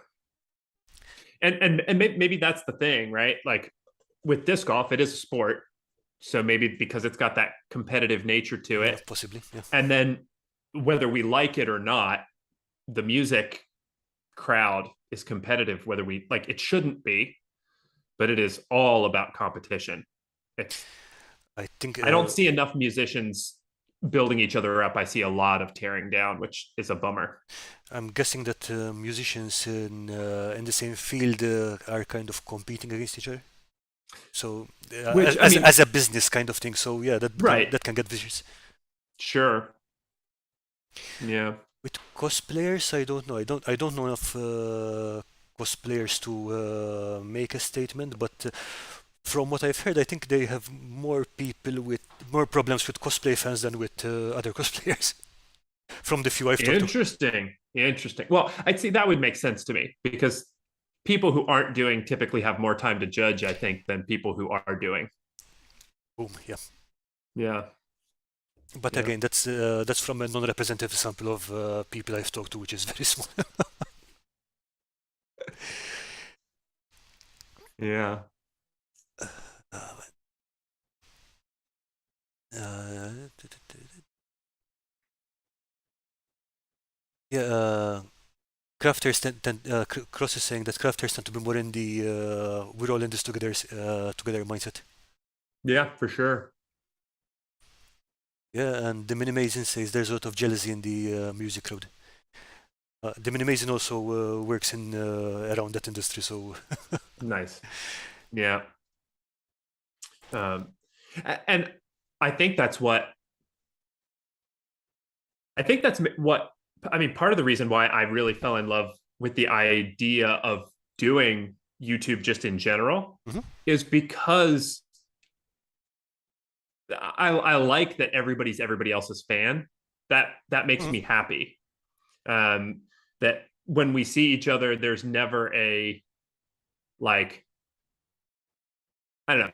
I just everybody that I see, I feel like I'm a huge fan of for something. Like there'll be one thing that they do that I'm just like, oh, I'm a huge fan of yours for this. And I to me that makes me want to keep doing it over and over, you know. You Oh yeah, keep for sure. coming back, keep watching, keep crafting because that inspires me to want to make more stuff. I think that's a very good point because it does create this cycle. Yeah. Okay, I build something, someone else sees it, that gives me an idea, and I build something else. It keeps the wheel turning. Yep. And and in the most positive way, because if I mean I'll use a real example. I watched Leif's video where he made that like the ruined houses, Mhm, and then yeah, I ended up making mine, and mine doesn't look anything like his, other than like very simple small ways. yeah. I mean, a ruined house is a ruined house, so there will be some similarities. Well, so I didn't mine. I didn't end up making mine ruined. Oh, So all right, mine's like a more finished all piece. right. And but the thing is that when I watched his video, I was such a fan of the build that it made me want to do, not the opposite, which is I watched his build and I said, I can't do it better than him, so I'm not going to even try. And that's what I think crafting does, at least what my experience with the community has been this whole time, is I see somebody who does something and they inspire me to want to do it, which then I make something which hopefully in turn inspires somebody else to want to do it. Yeah, exactly. It's rolling upward instead of rolling downward or spiraling down. Yeah, and that's another thing that I try to tell people. You can't do. Let's say I make this mug, Yep. whatever. Uh, you are not going. Even if you try your best, you're not going to do exactly the same mug. Correct. But that doesn't mean it's not an improvement because that will be your version of this mug. And same thing, like for example, as we mentioned before, Black Magic Craft, everything is get copied and copied and copied and copied. But people, I couldn't do it exactly the same. But no, but it's your own twist on it. Good, that's good. Yes. I the when I'm helping people with songwriting, Hmm. one of my number one quotes is, I am the only person who speaks Garman. And a lot of times I'll think that Garmin is cliche because 24/7 I think in Garmin, but nobody else thinks in Garmin. So what I need to tap into is the thoughts that I have that are unique to Garmin. And That's if a very I good way of putting it. and if I try to copy the fountain from Jeremy from Blackmagic Craft, no matter how much I want to be Jeremy, I can't. I can only be Garman. And I can be Garman trying to be Jeremy, but that's still not Jeremy. That's Jeremy adjacent. And there's such value in that. Which again is, like I said, it's rolling a ball up a hill, not watching it fall backward down a hill. Yeah. We're growing kind of together upward. Yeah, Yeah. I mean, that's another thing that I quite like about this whole crafting thing. I don't think that there's been, or at least there's anyone says, okay, I leveled out, and I'm just at the top of this perfection. You're not going to do, I'm not going to do better than this. You're not going to do better than this. I Yeah. mean, because even again, going back, Jeremy, Wylock, and even DM Scotty, still building up skills. Yeah. Yeah. Anybody who anybody who says that they've reached the pinnacle of their craft is not consuming enough crafting, because Yeah, nobody's the best at everything. Yeah. And then a community that inspires you to want to pick more information up and try something new. That's the best thing that you can ask for, you know? Um, and also, like, this is another thing. I feel like the crafting community, I'm going to use YouTube specifically because that's Mhm. my kind of tunnel. The whole hobby blew up out of tutorial videos of teaching other people how to do stuff. That's very Yes. unique. So yeah, I think that makes sense. This would appeal to a particular mindset and not to others. Because now, if you're the type of person who went to YouTube to learn how to do it, and somebody said, if I can do it, you can do it, you're now going to be very inclined to go to your friends and say, if I can do it, the only reason I can do it is because he could do it. And then the only reason he could do it is because she could do it. It's so it builds inclusion into it. That does make a lot of sense. Yeah. Yeah. And again, if you think music, for example, music wasn't built out of that. Music was built out of a lot of teach yourself how to do it, and people either think it's awesome or it's not. Yeah. Um, uh, maybe we stumbled onto something here that's like a real gem about the community. I guess it's turned into a crafting philosophy kind of thing, Yeah, which yeah, I like. because It's a very interesting discussion. yeah, which would again explain why everybody seems to be so awesome, is because if you found your way into this community, that's the only Mm. if you found your way into this community and you stuck around, you're going to obviously be of a similar mindset. Yeah, yeah, Yeah. I guess. Yeah, I think you've got something there. I hope.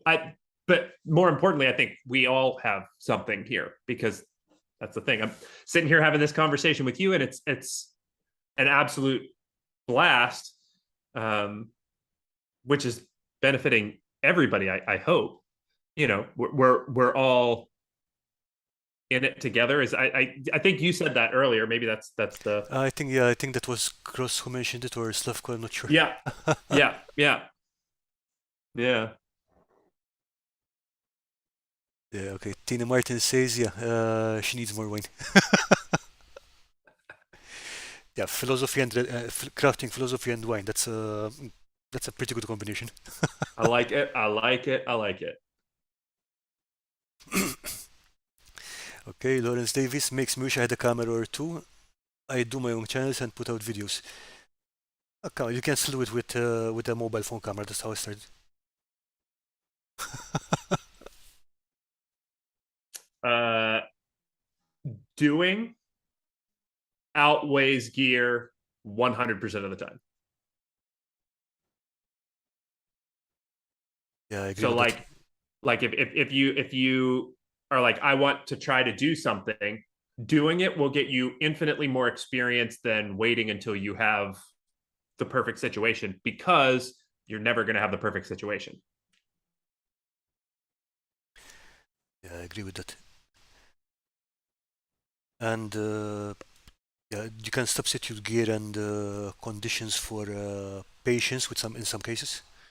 Yep. For example, I do a lot of monkey level sound editing. I don't mean compared to a professional sound editor. I mean compared to a human being. Because that's something I need to do because where I live is very noisy. Sure. But again, most of my voiceovers are recorded using a mobile phone. Yep. Okay, and yeah, next adventure will be lighting and stuff like that. So we'll see where that goes. Yeah. Um, it's so yes. It all comes down to honestly, if you figure out how to work with what you have, I filmed my first, I mean, probably 6 months worth of videos on the channel. And my light box was one of those super cheap, like O lights that you could Yeah. get from like a big box store. And then in order to make it diffuse, I got a cardboard box and I taped aluminum foil inside it and then pointed it into the aluminum foil. So Okay. like I didn't have to spend any money Okay. other than obviously for the O light. Just to give you an idea. So what this is just my living room light, Uh-huh. and that's one of those O-ring lights pointed at the ceiling. Yep. Yep. Yep. And that's the thing. If you learn how to use that level of tool, when you eventually step up to the nicer lights or the nicer camera or whatever, like you're so ahead of the curve. Yeah, it's like in my case it would be like going up to a caveman, taking away his club, giving him an axe, and sending him on his way. Yeah, yeah, 100%. Yeah, Yeah, but still, yeah. What I can warn you about, Lawrence, is that if you decide to go into video editing, that's a different rabbit hole altogether. It's like a different hobby entirely. So you either love it or you hate it. Yeah, but definitely give it a try at least. and also don't compare your video editing. Try to learn from other people's edits, but edit in a way that you feel like you're presenting yourself in the best way. And I know that sounds a little convoluted, but I think that if you try to compare your videos and your editing to other people too soon, you'll burn yourself out. Where you just need to make a couple of videos. And again, it comes back to that thing like when I took on the first sponsor for the channel, I was nervous as heck because I was like, why would someone want to pay money over my face? Like that's crazy. And I get what you mean. Yeah. and what I came to the idea of is any sponsor that wants to sponsor one of my videos already likes Garmin videos. So what they expect is a Garmin video. They don't More of the expect same. Yeah. they don't expect somebody else's video. They expect a Garmin video. And all I can do is make the best Garmin video each week that I can. And so it comes back to if you're video editing and you're trying to edit and make, if you're trying to make a Garmin video, you're not Garmin. So make a U video. And then after you've done that for a little bit, then start watching other people's videos to see what can I incorporate into my thing to make it a little more polished or a little better. Danjumatron is saying I'm already burnt out editing videos and I haven't done any.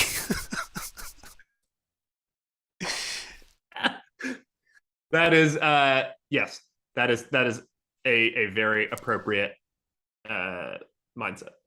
Yeah, I mean to be honest, my the best tip I ever got about editing was from Mike from Net One Videos, and that was to be very selective about what you film. That makes sense. Because yeah, if you're taking like a 6 week build process and then you're filming everything and then you have to go back and edit, watch the 6 weeks of video and edit, you're going to die. Yep. It's not even going to burn out, you will die. Yep. Well, and even let's say that you're okay with going through all of the footage. Let's say you're good editing it all down. As soon as you start hitting that delete button and getting rid of all the stuff that you're throwing on the cutting room floor, that's where my soul just deflates, because it's like all that time and effort was just so wasted. Yeah, so that's actually a really, really, really good tip. Be selective about what you film. And then the trick is that you do that enough times, you'll start to get an intuition for what you should be filming and what you can let go. Yeah, and stuff like planning camera angles and so on. Mm-hmm. Yeah, that's a good thing about, because if you're planning those shots in advance, then you don't need two cameras. Yep. Film it from here, done. Move it here, film it from there, done. Yep. So yeah, I think that was one of the most useful tips I was ever given in this sphere. Yeah, I think that's a really, really, really good tip. Yep. Okay. And Yeah, well, please I was go going to say, and another really good tip Mhm. that I think is really important is let yourself make bad stuff. That's super important. Yeah. You don't expect to make your first video and it be the best video you've ever made. Make a bad video. Who cares? Make a bad video, accept that it's probably bad, and eventually it won't be bad. And probably it's not as bad as you think anyway. But yeah, I like the idea of one of my songwriting professors that I really, really respect said 9 out of 10 songs that you write are going to be trash. And that was so freeing for me, because I was like, okay, good. I don't need to make everything be perfect and be really, really high quality. I just need to keep making stuff so that I can find the nuggets of genius. I think there was a study about that. Basically, one half of the sample of the test population had to produce pottery, if I remember correctly, and they had to produce one perfect piece. Sure. The other half of the test population would be graded on quantity. Sure. And it turns out, on average, the quantity ones in the end produced better pieces. 100%. Yep. Uh, Again, most of the pieces were garbage, but the ones that they produced at the end were top level. I think that the greatest catchphrase on YouTube by a very high percentage is mini acts, paint more minis. Yeah. Because it's so simple, but it's perfect. You want to get good at painting miniatures? Paint more miniatures. It's literally that simple. It beats 3,000 hours of watching YouTube videos about how to paint miniatures. Yep.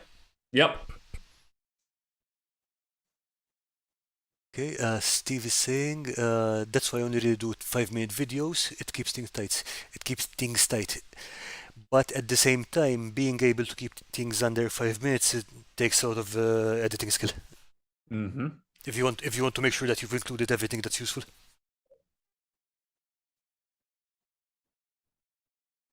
Brevity is not my strong suit, and so I'm jealous of everybody who can do it quickly and concisely and effectively.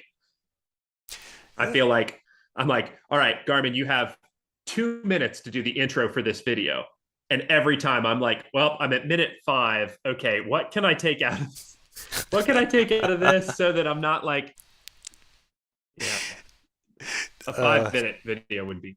That reminds me of I think it was yes, MS Paint yesterday was doing this intro for the video, and he was doing a video about Terminator Genesis, the game. Okay. So he's got this cool intro with special effects and explosions and stuff. Then for the last seconds of the intro, he's like, okay, that was 30 seconds.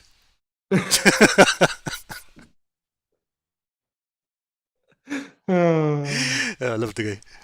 Yeah, 10 out of 10. Okay, dude, we've been here for over 3 hours. I hope I'm not holding you too long. Hey, I told you before we got into this, you are getting into a dangerous situation trying to talk to me because I'll sit here and talk to you all day. So you let me know when it's a good time to wrap and we'll do it. Uh, I don't think anyone has died in the chat yet, but yeah.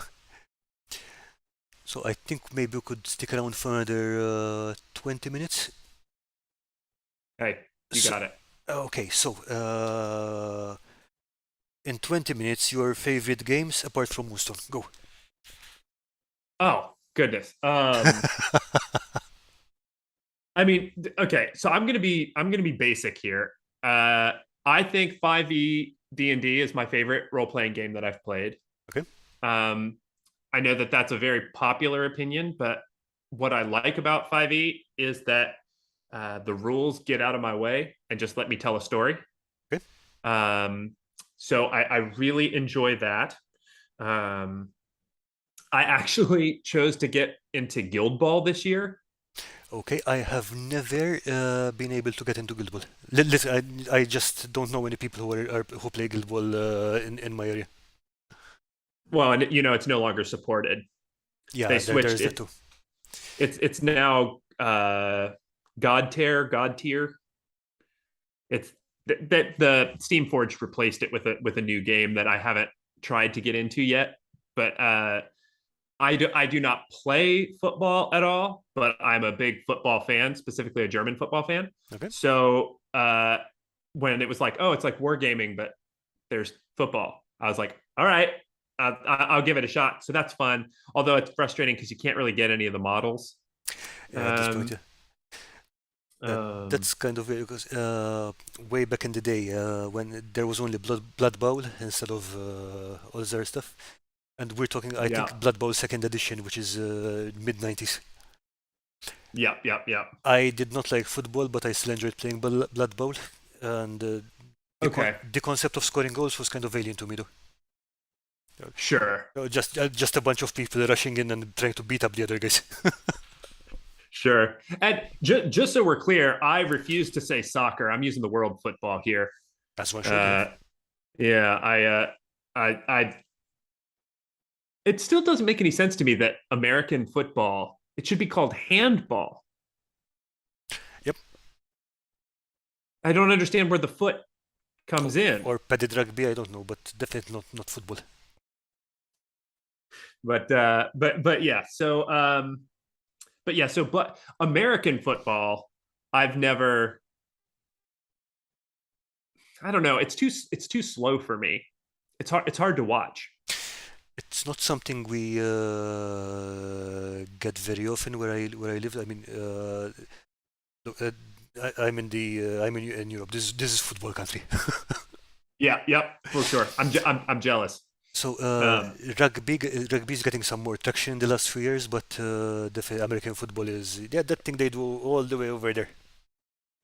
uh, yeah, it's pretty wild because I'm like I'm definitely the odd person out over here. I'm just like trying to explain why American football is so slow because it's like 5 seconds of like a bunch of stuff happening, and then 30 seconds of everybody just standing around, and I'm like, I don't have time to watch this.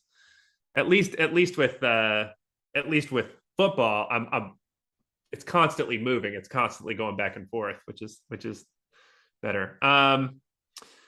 Let's see, other favorite games. I actually really like playing board games. I don't know. There's I've got wrong way. I've got board games down there on the bottom shelf. Okay, I can see them. I can't quite read the titles, but I can see them. Yeah. But yeah, so I play a decent amount of board games. Um, Champions of Midgard is a game that I really, really, really like. Scythe is a big one. I don't get to play it nearly as much as I'd like to, Scythe, but is that the one with the World War II with the robots and stuff? mechs. Yeah. Yeah, yeah. And I've got the full big the whole big set with all the expansions and all that stuff. But it's one of those games that it like takes like an afternoon to play. Okay, So yeah. if I get enough people together who'd want to play Scythe, almost always it's like, well, why don't we play D&D? Because it's going to take the same amount of time anyway. Yeah, it's going to take the same amount of time, and we're all bigger role playing game fans than we are with the other stuff. So I don't get a whole lot of that off. But yeah, I think that's a fairly comprehensive list of at least the tabletop games that I'm really into. But maybe Mordheim is going to get added to that list because everybody's making it look so. You should definitely look into it. Yeah. First of all, because it's already kind of you can make your terrain fit into it, kind of thing. That city board would definitely work. Yeah. Like you said, it's a bit darker in style than the Moonstone. Yeah. It doesn't have to be. I mean, because you've got stuff like demonic circuses and kind of that. So yeah. Yeah. Well, and then of course I'm sure you could paint. You can end up painting your warband. Is a warband in Moonstone? Yeah, in more time, yeah. I said Moonstone. Sorry, in Mordheim, yeah. So you could probably paint your warband to look kind of like light and whimsical if you wanted to, right? Yeah, I mean you can paint. This was one of the most recent ones I painted. I'm not sure if it's going to show up. Oh yeah, I love that. So yeah, basically bright yellow coat with fair trim, blue feathers, red and Love blue it. pants. Yeah. Yeah. It's definitely pimped out. So Yeah. Oh man. So yeah, so maybe Mordheim's going to get added to that list. We'll see. yeah, and again, it's easy to give it a try because all the rules are out there and they're easy to find. Yep, for sure. Anyway. So, and I'm guessing, like you said, you're more of a role player than a than a wargamer, but you still play like these skirmish games. So yeah. The thing that I like so much about specifically Moonstone, but I think that other games certainly could fit that bill, is like when Olivia and I play, we're still basically role playing the whole time we're playing the war game. Because it's like she has her. That's half the fun. Yeah. She's got her troop. I've got my troop, and half the moves that that I'll make is like not necessarily the optimal move, but it's the move that will. Like I know what'll happen if my fairies pick on her. Like she plays the gnomes, and Mama Gimbal is the like matron of the gnomes. So if I pick on Mama Gimbal, I know it doesn't matter. All the other gnomes are going to go rushing in and help her, even though it might not be the most optimal move. And to me, that's just so much fun. Okay, Dungeon Matron is saying, do you LARP? I don't. So I'm ready for flack for this. And actually, one of my best friends is the number one person who gives me flack about this. I'm not a dress up guy. So like I've never been like a Halloween costume kind of guy. So like when we go to like Renaissance fairs, I don't dress up. Now Connor, our dog, he has a full Renaissance fair costume, and we dress him up.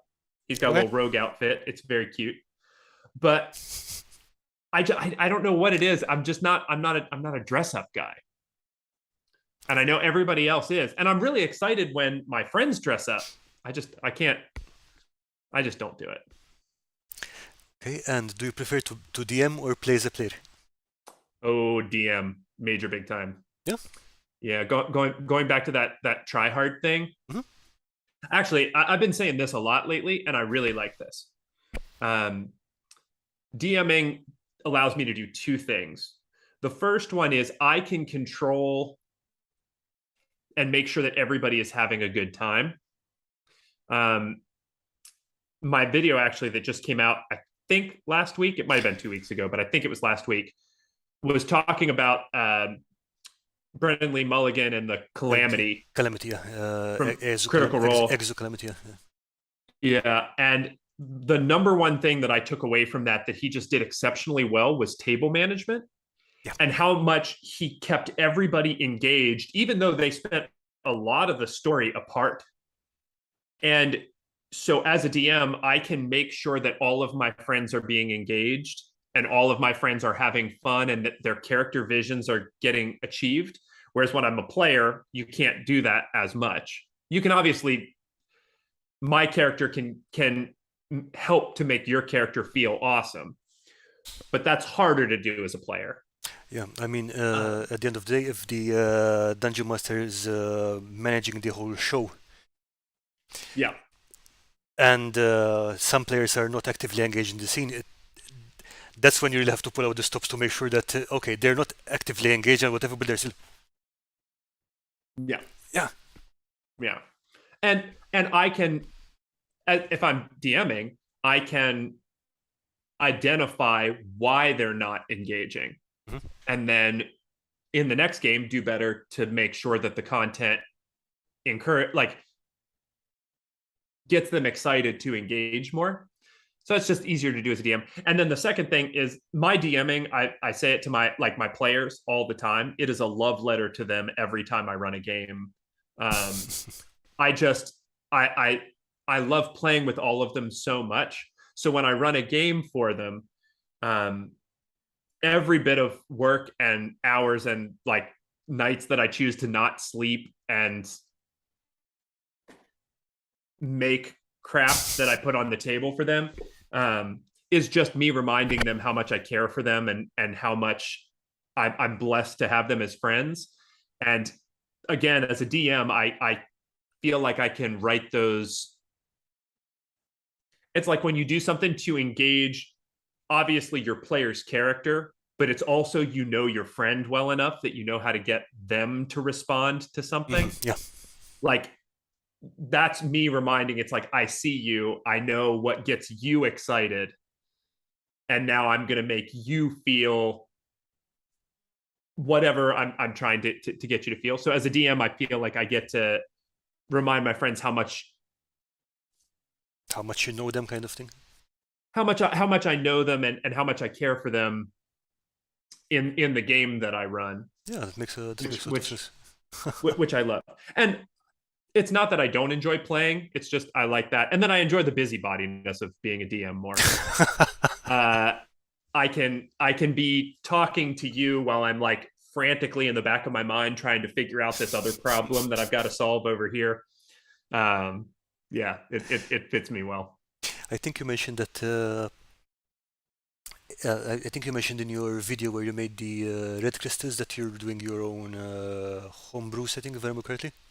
Yeah. So what's that like? Well, okay. So I'm not going to reorient the camera. I certainly should, but I'm not. So Tricina is my homebrew setting, and I've been. You said we only had 20 minutes, and I am not about to go into this because you'll get 17 hours out of me. Take your time. Okay. All right. Woo. All right. Here we go. So Tricina came out of, we were playing Adventurers League at our local game store. Okay. And one of the guys we were playing with was like, hey, we should get a homebrew game going. And everybody at the table was like, awesome. And he was like, okay, so who's going to run? And I went,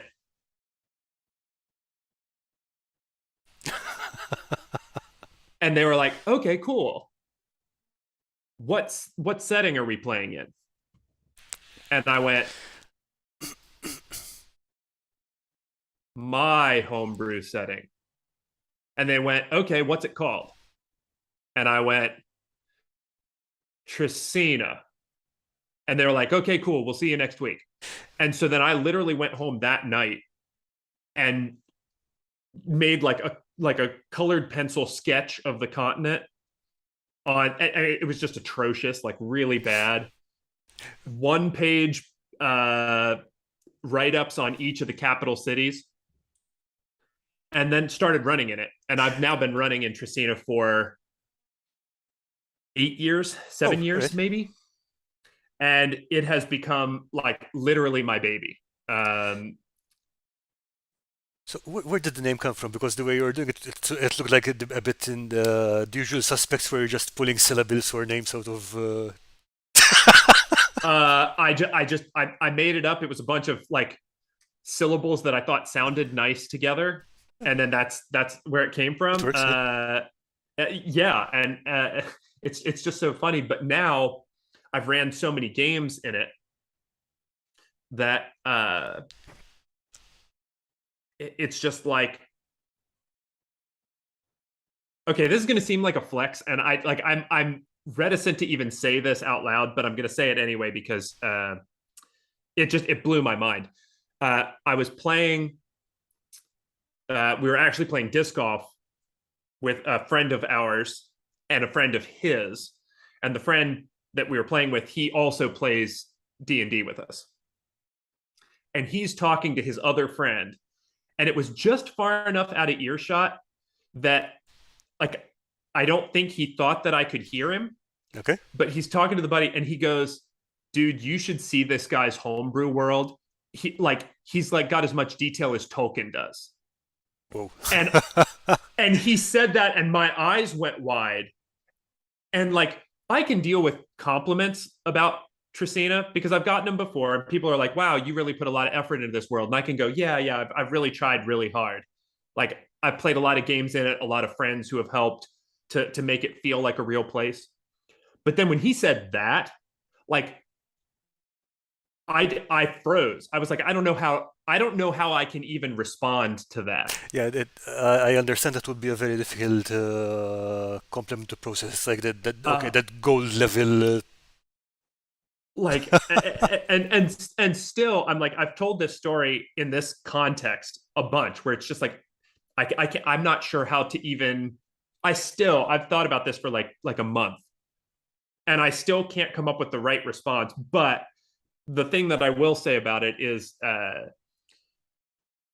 we just played for so much with this same group of people that I'm talking about that I cherish so much, and their ideas, and it's been very collaborative where you know one person will make a character and it'll be like I need a place for this person to live, so then I'll place them in a blank spot on the map, and then that player will write so much backstory and lore for their character and their character's family that it ends up making a whole area. So it's really exciting. And then what I've been doing is trying over the years to hop to new areas on the continent Okay. to run a game in to flesh it out so I don't have to, flesh the whole thing out in one Yeah, sitting. definitely that makes a lot of sense. And so then the game that I'm getting ready to run is in a particularly like a southeastern part of the continent, and it's an area that I haven't ran before. And I wrote a 25-page primer for my players for the area. And again, I'll tell you how this is just me bragging about my players. I told him, okay, you need to be ready. This is like you don't have to read the whole thing. It's a lot of information. It's a lot. And my one player Elon literally got it and read it that night, and the next day was like already giving me feedback and notes and stuff on it. And I'm like, damn, I'm the luckiest dude in the world. Like, how many people's players at their D&D table would read a 25-page primer in one night and then already be coming back with feedback? I'm very fortunate. And Yeah, I mean, I'm pretty sure that even most lecturers would love that kind of response time, let alone game masters. yeah, for sure. And again, it's kind of like what we were talking about with the crafting community. This group, we feed off of each other because when I step up, it's never taken for granted. And if anything, when I step up, they step up. And then that encourages me to want to step up more, and then that encourages them to want to step up more. So we've just got this really like symbiotic relationship that makes the game so much fun. It's probably even more pronounced in the case of a game because you're both collaborating on the same story. Mm-hmm. Yeah, rather than with crafting, it's a bit more abstract, I think, because it's the whole general crafting trend. But with role playing, then you're actually all working on the same story. I think that's even more. 100%. yeah, and it's yeah. I mean, it's just it's the best situation that I could ask for.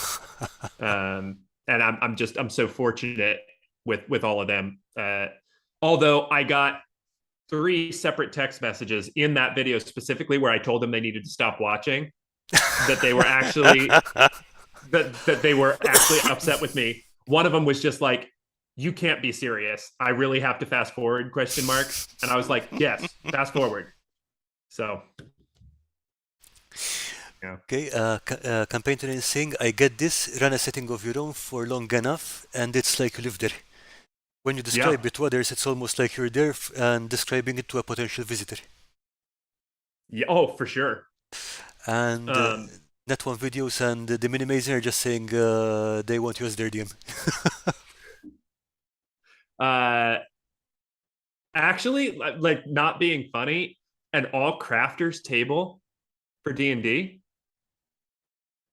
like that would be like kind of sick. Yeah, I mean like I mentioned earlier, we're playing Easy D6 and all the people there are crafters. Oh, that's So yeah, awesome.